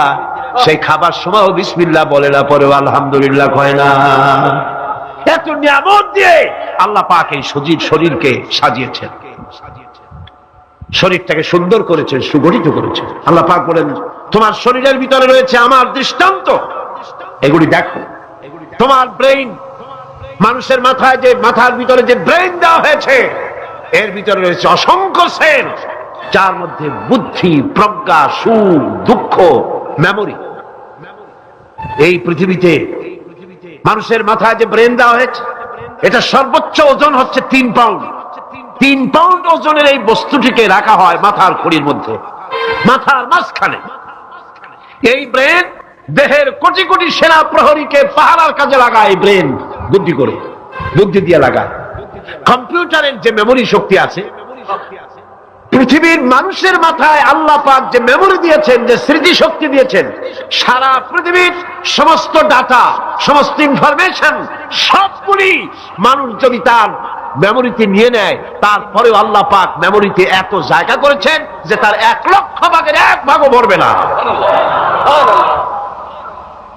এই ব্রেন দিয়ে আল্লাহ পাক মানুষকে বুঝতে বলেছেন, তাকা, লক্ষ্য করো, আমার পৃথিবী দেখো, দুনিয়া দেখো, নিজেকে দেখো এবং আমার অস্তিত্বের কথা স্বীকার করো। আমি তোমাকে সৃষ্টি করেছি। আল্লাহ পাক বলেন হাদা খালকুল্লাহি ফারুনি মাদা খালাকাল্লাযীনা মিন দুনিহি বালিয যালিমুনা ফি যালালিম মুবিন। এ হচ্ছে আল্লাহর সৃষ্টি। এখন দেখাও তো অন্যরা কি সৃষ্টি করেছে, অন্যরা কি সৃষ্টি করেছে? আছে কিছু? অন্যরা আল্লাহর জিনিস দিয়া, তারা আল্লাহর জিনিস দিয়ে জোড়াতালি দিয়ে তৈরি করেছে, কিন্তু সমস্ত সৃষ্টির মূল হচ্ছে আল্লাহ পাক। আজকে আমাদের সন্তানদেরকে যদি কোরআন থেকে আজকে যে কথাগুলি বললাম, এই কথাগুলি যদি কলেজে বিশ্ববিদ্যালয়ে পড়ানো হতো, আমার ছেলে কি নাস্তিক হতে পারত?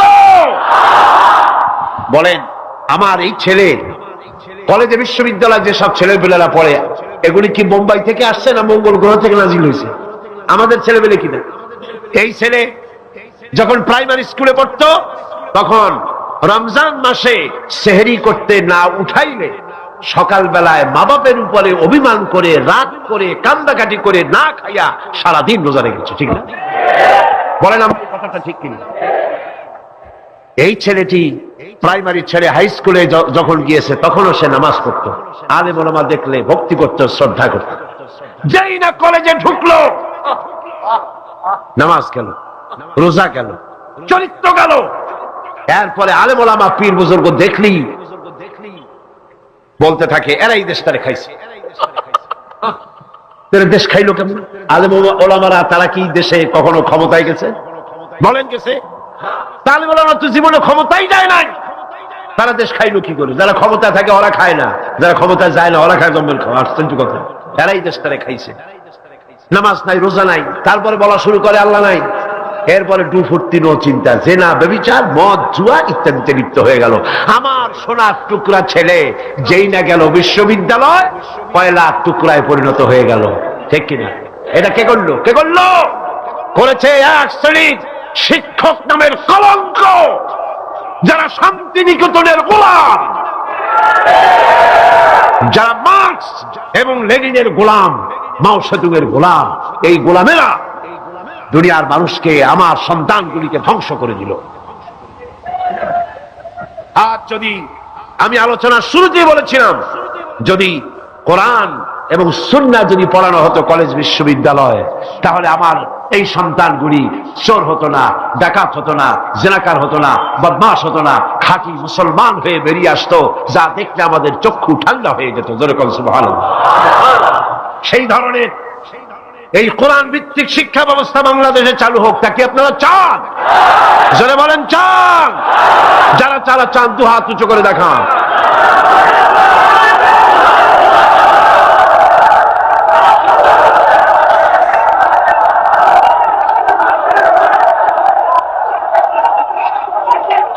বসুন, বসুন। হাত তুলতে বলেছি, মাথা তো তুলতে বলিনি।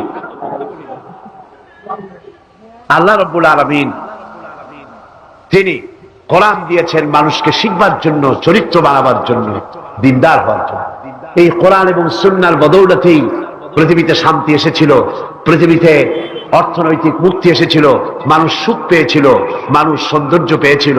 আমরা যদি আবার সুখ শান্তি ফিরে পেতে চাই, আবার আমাদেরকে কোরআন এবং সুন্নাহর শিক্ষার দিকে ফিরে যেতে হবে। এর কোন বিকল্প আছে? কোন বিকল্প নাই। সেই কোরআন সুন্নাহর দিকে আমরা কিভাবে যাব, সেই বর্ণনা হবে আগামীকাল ইনশাআল্লাহ। তাওহীদের পথে, শিরক থেকে বেঁচে আল্লাহর পথে আগাবার জন্য আমরা তৈরি হয়ে যাই। মুনাজাতের জন্য দাঁড়ানো ভাইরা সবাই বসুন। যত ভাই দাঁড়ানো, সমস্ত ভাইয়েরা যার যার জায়গায় বসে পড়ুন, মুনাজাতে শরীক হন। দুই ভাই, দুই অমুসলিম ভাই ইসলাম কবুল করার জন্য এখানে এসেছে। এর একজনের নাম হলো তপন রক্ষিত, হিন্দু ধর্মাবলম্বী। বর্তমান নাম পছন্দ করেছে মোহাম্মদ হোসাইন। আর একজনের নাম শ্রী দীপক চন্দ্র হাওলাদার, এও হিন্দু ধর্মের অনুসারী। বর্তমান নাম পছন্দ করেছে মোহাম্মদ ওমর ফারুক। মাশাআল্লাহ। লা ইলাহা ইল্লাল্লাহু মুহাম্মাদুর রাসূলুল্লাহ। আল্লাহ ছাড়া কোন ইলাহ নাই, মাবুদ নাই, উপাস্য নাই। তিনি এক, যিনি একক। মুহাম্মদ সাল্লাল্লাহু আলাইহি ওয়াসাল্লাম আল্লাহ প্রেরিত রাসূল। জোরে বলো, আশহাদু আল্লা ইলাহা ইল্লাল্লাহু ওয়াহদাহু লা শারীকা লাহু ওয়া আশহাদু আন্না মুহাম্মাদান আবদুহু ওয়া রাসূলুহু। আমি সাক্ষ্য দিচ্ছি আল্লাহ ছাড়া কোন ইলাহ নাই, মাবুদ নাই, উপাস্য নাই।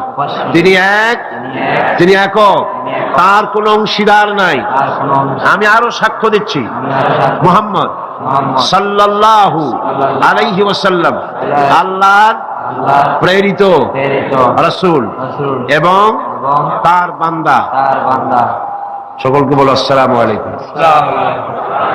এই দুই তরুণ যুবক একটু আগে মুশরিক ছিল, এখন তারা আমাদের তৌহিদি ভাই। এবং আজকের মাহফিলে ছোট্ট ছোট্ট বাচ্চারা যেভাবে মাসুম, এই দুজনও সেইভাবে নিষ্পাপ বেগুনা মাসুম ঘোষণা করেছেন রাসূল করিম সাল্লাল্লাহু আলাইহি ওয়াসাল্লাম। অর্থাৎ অমুসলিম যখন ইসলাম কবুল করে, মুখে উচ্চারণ করে, মনে প্রাণে বিশ্বাস করে কালেমায়ে তাইয়্যিবা এবং কালেমায়ে শাহাদাত উচ্চারণ করে, জিন্দেগীর সমস্ত গুনাহ থেকে আল্লাহ পাক মাফ করে দেন।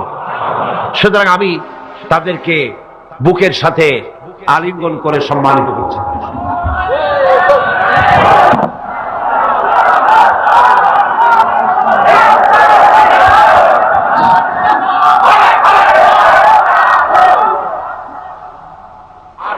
اللهم آمين. ربنا ظلمنا أنفسنا وإن لم تغفر لنا وترحمنا لنكونن من الخاسرين. ربنا لا تزغ قلوبنا بعد إذ هديتنا وهب لنا من لدنك رحمة إنك أنت الوهاب.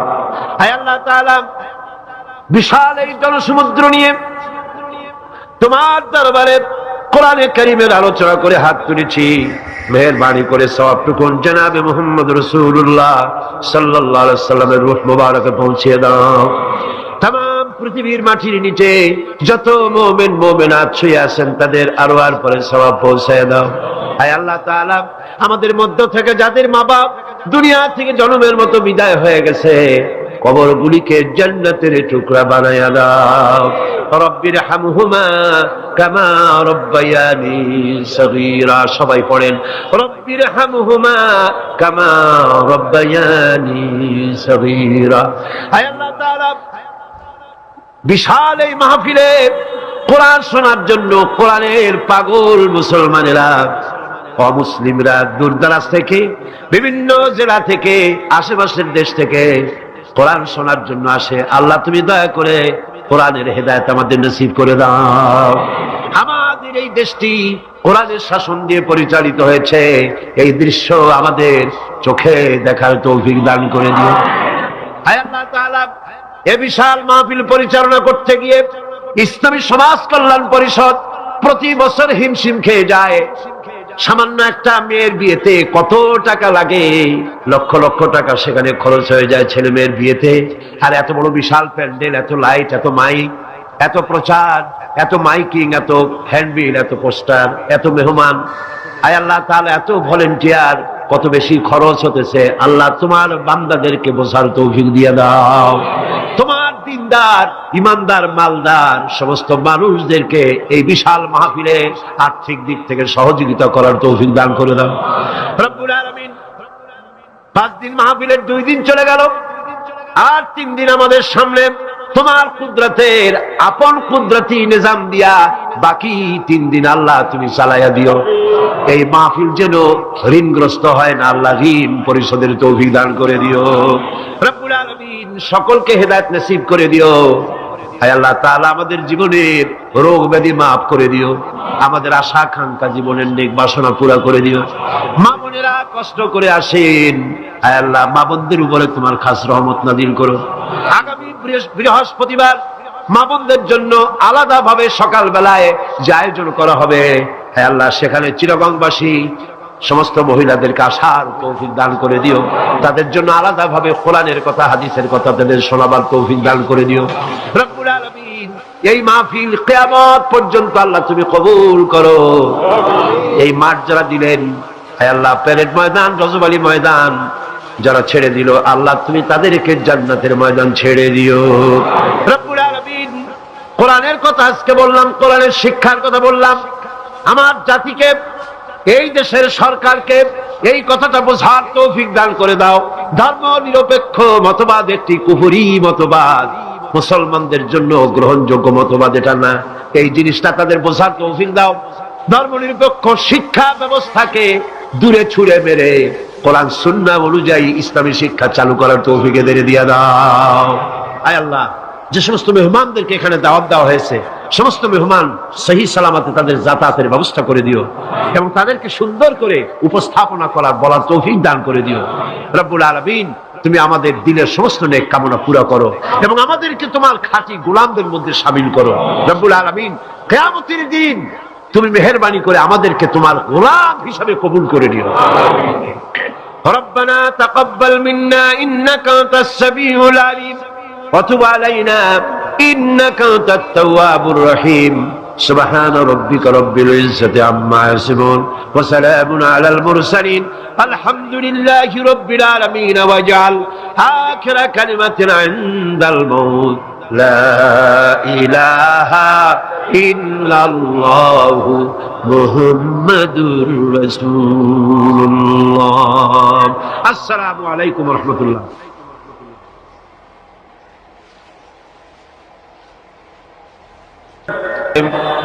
اللهم آمين ربنا ظلمنا أنفسنا وإن لم تغفر لنا وترحمنا لنكونن من الخاسرين أي الله تعالى 5 দিন ব্যাপী তাফসীর কোরআন মাহফিল ইসলামী সমাজ কল্যাণ পরিষদ চট্টগ্রাম কর্তৃক আয়োজিত এই প্যারেড ময়দানে আজকের এই দ্বিতীয় দিবসে বিশাল মাটির নিচে যত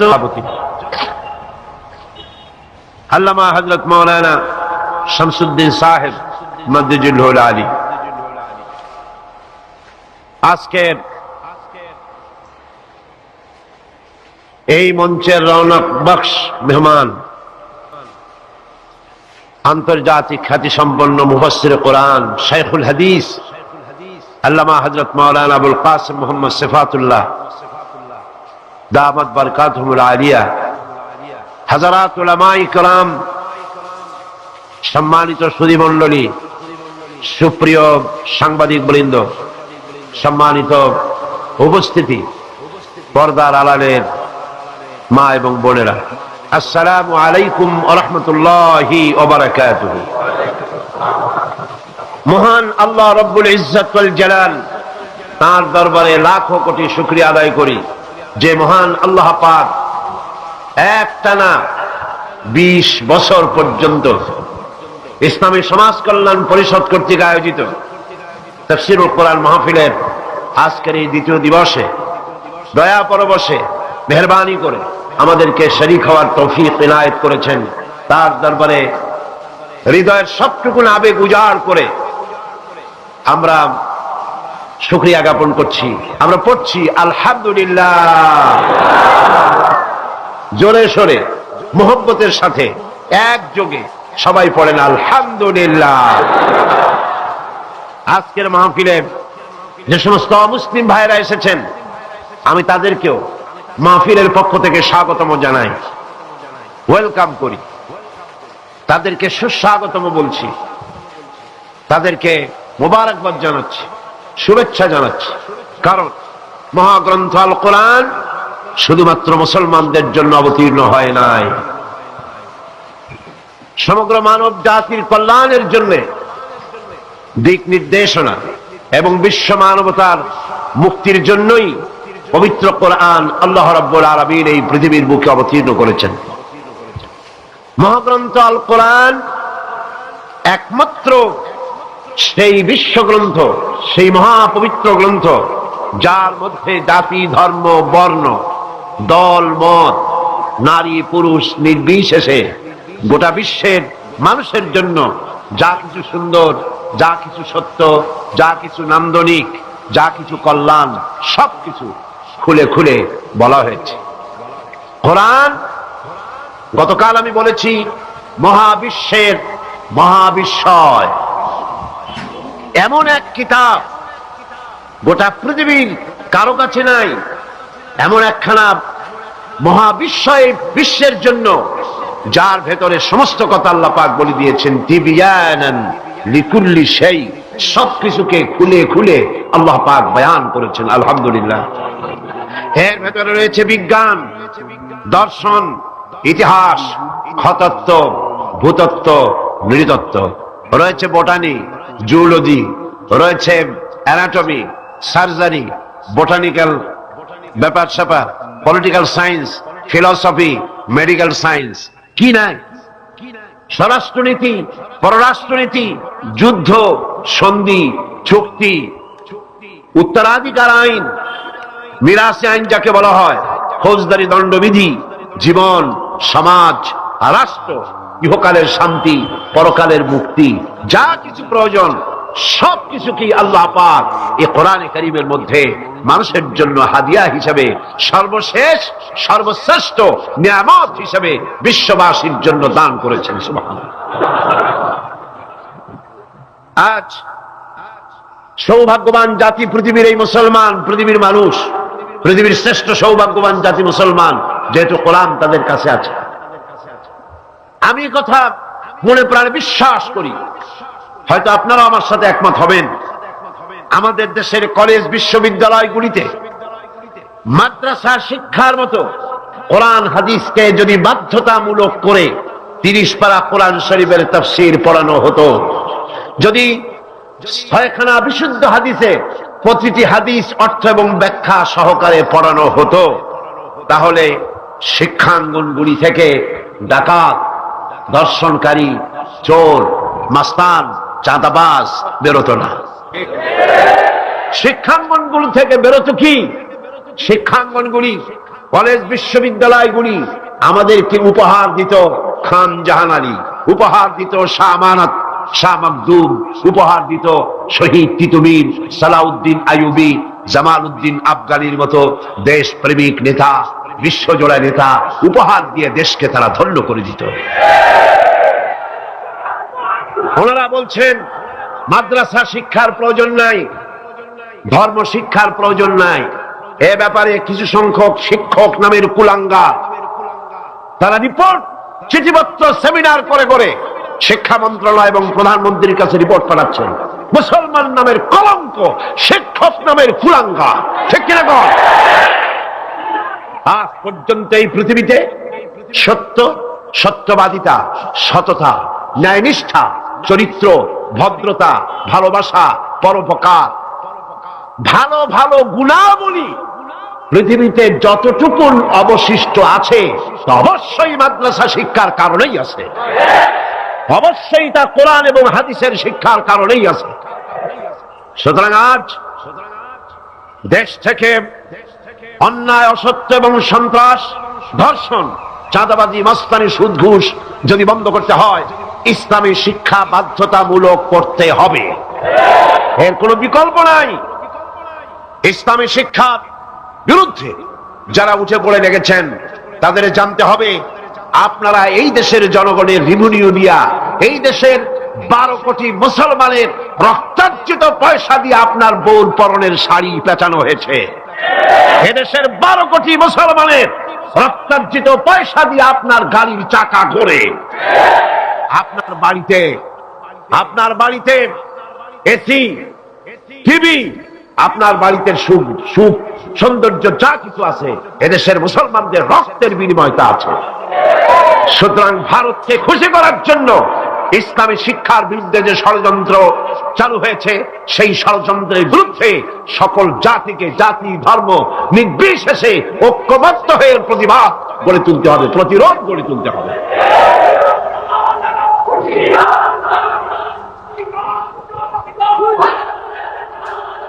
আমি বলতে চাই, ধর্মীয় শিক্ষা বাধ্যতামূলক করার অর্থ এটা নয় যে হিন্দুদেরকে ধরে ধরে ইসলাম শেখানো হবে, এর অর্থ কি তাই?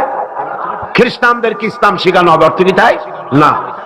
ধর্মীয় শিক্ষা বাধ্যতামূলক করার অর্থ হলো হিন্দু তার হিন্দু ধর্ম শিখতে বাধ্য, কম্পালসারি। খ্রিস্টান তার ধর্ম শিখবে, বৌদ্ধরা তার ধর্ম শিখবে, আর মুসলমানেরা ইসলাম শিখবে। কলেজ, বিশ্ববিদ্যালয়, প্রাইমারি থেকে শুরু করে মাস্টার ডিগ্রি পর্যন্ত কোরআন এবং হাদিস শিখবে সেইভাবে যেভাবে মাদ্রাসায় শেখানো হয়।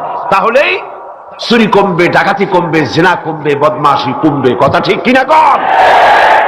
একটি প্রমাণ দিয়ে মূল আলোচনায় ফিরে যাব। বাংলাদেশে 460টি থানা আছে, এখন থানা আরো কিছু বেড়েছে। এই থানাগুলিতে ব্ল্যাক লিস্ট আছে, যেখানে ওই থানার অধীনে যত চোর আছে, ডাকাত আছে, হাইজাকার আছে, সকলের নাম তালিকাভুক্ত আছে থানায়, আছে না? আছে কিনা? আপনার এই চট্টগ্রাম পাহাড়তলী থানা, কোতোয়ালি থানা, চন্দনাইশ থানা, আরো কি কি থানা আছে না? হ্যাঁ, ডবল এক্স, ডবল মুরিং থানা আছে, এই সময় সাতকানিয়া থানা আছে। এই সমস্ত থানায় আপনি চেক করেন, ওসি সাহেবকে বলেন আপনার এই থানায় বিগত 26 বছরের ব্ল্যাক লিস্টটা দেখান। যেই লিস্টিতে আপনার থানার চোর, ডাকাত, জেনাকার, বদমাশ, ছিনতাইকারী, মাস্তান, চাঁদাবাজ, ধর্ষণকারী যাদের লিস্ট আছে ওই লিস্ট আমাকে একটু দেন। দেখুন 26 বছরের এই লিস্টের ভিতরে মৌলানা সাহেবের নাম আছে কয়টা? হাফেজে কোরআনের নাম আছে কয়টা? মাদ্রাসা শিক্ষকের নাম আছে কয়টা? চোর, ডাকাত, লুটেরার নাম আছে কয়টা? অর্থ কি দাঁড়ালো? অর্থ দাঁড়ালো এই মাদ্রাসা শিক্ষা জাতিকে উপহার দেয় সৎ এবং চরিত্রবান নাগরিক। কলেজ বিশ্ববিদ্যালয়কে আমি খারাপ বলি না, পাত্র তো নিশ্চয়ই ভালো, এ মাইক তো অবশ্যই ভালো, তাফসীর হবে ভালো, বক্তব্য হবে ভালো, জাতি গঠনের কথা হবে ভালো, কিন্তু অশ্লীল গান যখন এটা দিয়ে প্রচার হবে তখন মাইক খারাপ না যে গায় সে খারাপ? তাহলে কলেজ বিশ্ববিদ্যালয় নিশ্চয়ই খারাপ নয়। কলেজ বিশ্ববিদ্যালয় পবিত্র শিক্ষাঙ্গন, অপবিত্র দুষ্ট হচ্ছে সেই সরকার যে সরকার কলেজ বিশ্ববিদ্যালয় থেকে ভালো চরিত্রবান ছাত্র তৈরির জন্য শিক্ষানীতি ইসলামী করে না। আল্লাহ রাব্বুল আলামিন এই জাতিকে সুমতি দান করুন বলি আমিন। কোরআন কি শিখায়? আসুন কোরআনের কাছে যাই। কোরআনের শিক্ষানীতিই আমরা আসছি, সেদিকে সরকারকে বুঝাতে চাই। নিশ্চয়ই সরকারের কেরামন কাতিবিনরা এখানে ঘোরাফেরা করতেছেন, আছে না? ভালো করে লিখেন, উল্টা পাল্টা করে লিখবেন না, যেহেতু কলম বুমেরাং হতে সময় লাগে না, সময় লাগে না। যেটা বলি সেটাই লিখেন, সরকারকে জানিয়ে দেন দেশের জনগণ কুদরতে খোদা শিক্ষা কমিশন রিপোর্টকে ধিক্কার দেয়, থুতু নিক্ষেপ করে। এদেশের 12 কোটি জনগণ তারা চায় এই কোরআনের শিক্ষা। কিসের শিক্ষা? কোরআনের শিক্ষা।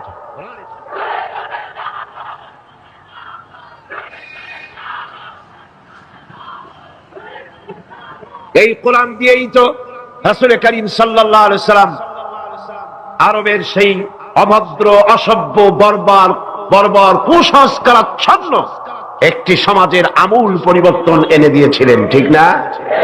এটা সেই কোরআন। গত 20 বছর ধরে এই মঞ্চে যত কথা আল্লাহ বলেছেন সাক্ষী দেন। আমি কোনদিন বলেছি এটা আমার বাবার কথা বলেছি? আমরা বাবার কথা বলতে আসি না, বাবার দালালি করতে আসি না। আমরা দালালি করি ঠিকই, আমরা অবশ্যই দালালি করি। সে দালালি পৃথিবীর কোন রাষ্ট্রের নয়, কোন ব্যক্তির নয়। দালালি করি আল্লাহ রাব্বুল আলামিনের, আর করি বিশ্ব নেতা জনাবে মুহাম্মদ রাসূলুল্লাহ সাল্লাল্লাহু আলাইহি ওয়াসাল্লামের।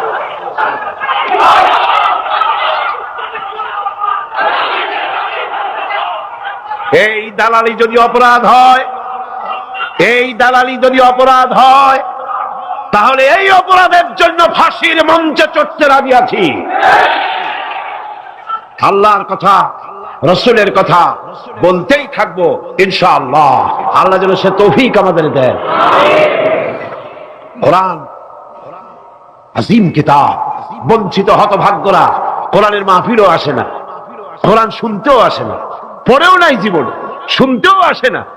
আছে কিছু পত্রিকা ভারতের টাকায় বাইর করছে, রঙিন রঙিন পত্রিকা, প্রত্যেক জেলায় জেলায় বিশাল বিশাল ভবন। কোথায় টাকা পাও বুঝি? সময় আসবে প্রতিটি পায়ের হিসাব দিতে হবে। এই চট্টগ্রামে কোন নর্তকীর খেমটা নাচ তাও পত্রিকায় জায়গা পায়। এই বিশাল মাহফিল একটা কলমও জায়গা পায় না। কিয়ামতে কি জবাব দিবি? আল্লাহর কাছে কোথায় গিয়ে দাঁড়াবে? মুসলমান নামের কলঙ্ক, সাংবাদিক নামের কলঙ্ক, যারা কোরআনের মর্যাদা দিতে জানে না, আর যারা জানে তাদের উপর আল্লাহ রহমত নাজিল হোক। জোরে বলেন আমিন, জোরে বলেন আমিন। আর যারা সাংবাদিকতার মুখে কালিমা লেপন করে ভারতের পা চাটা গোলাম হয়েছে, আল্লাহ তাদেরকে হেদায়েত নসিব করে দিন। ভারত তোমারে বাঁচাবে না, ভারতের টাকা বাঁচাতে পারবে না।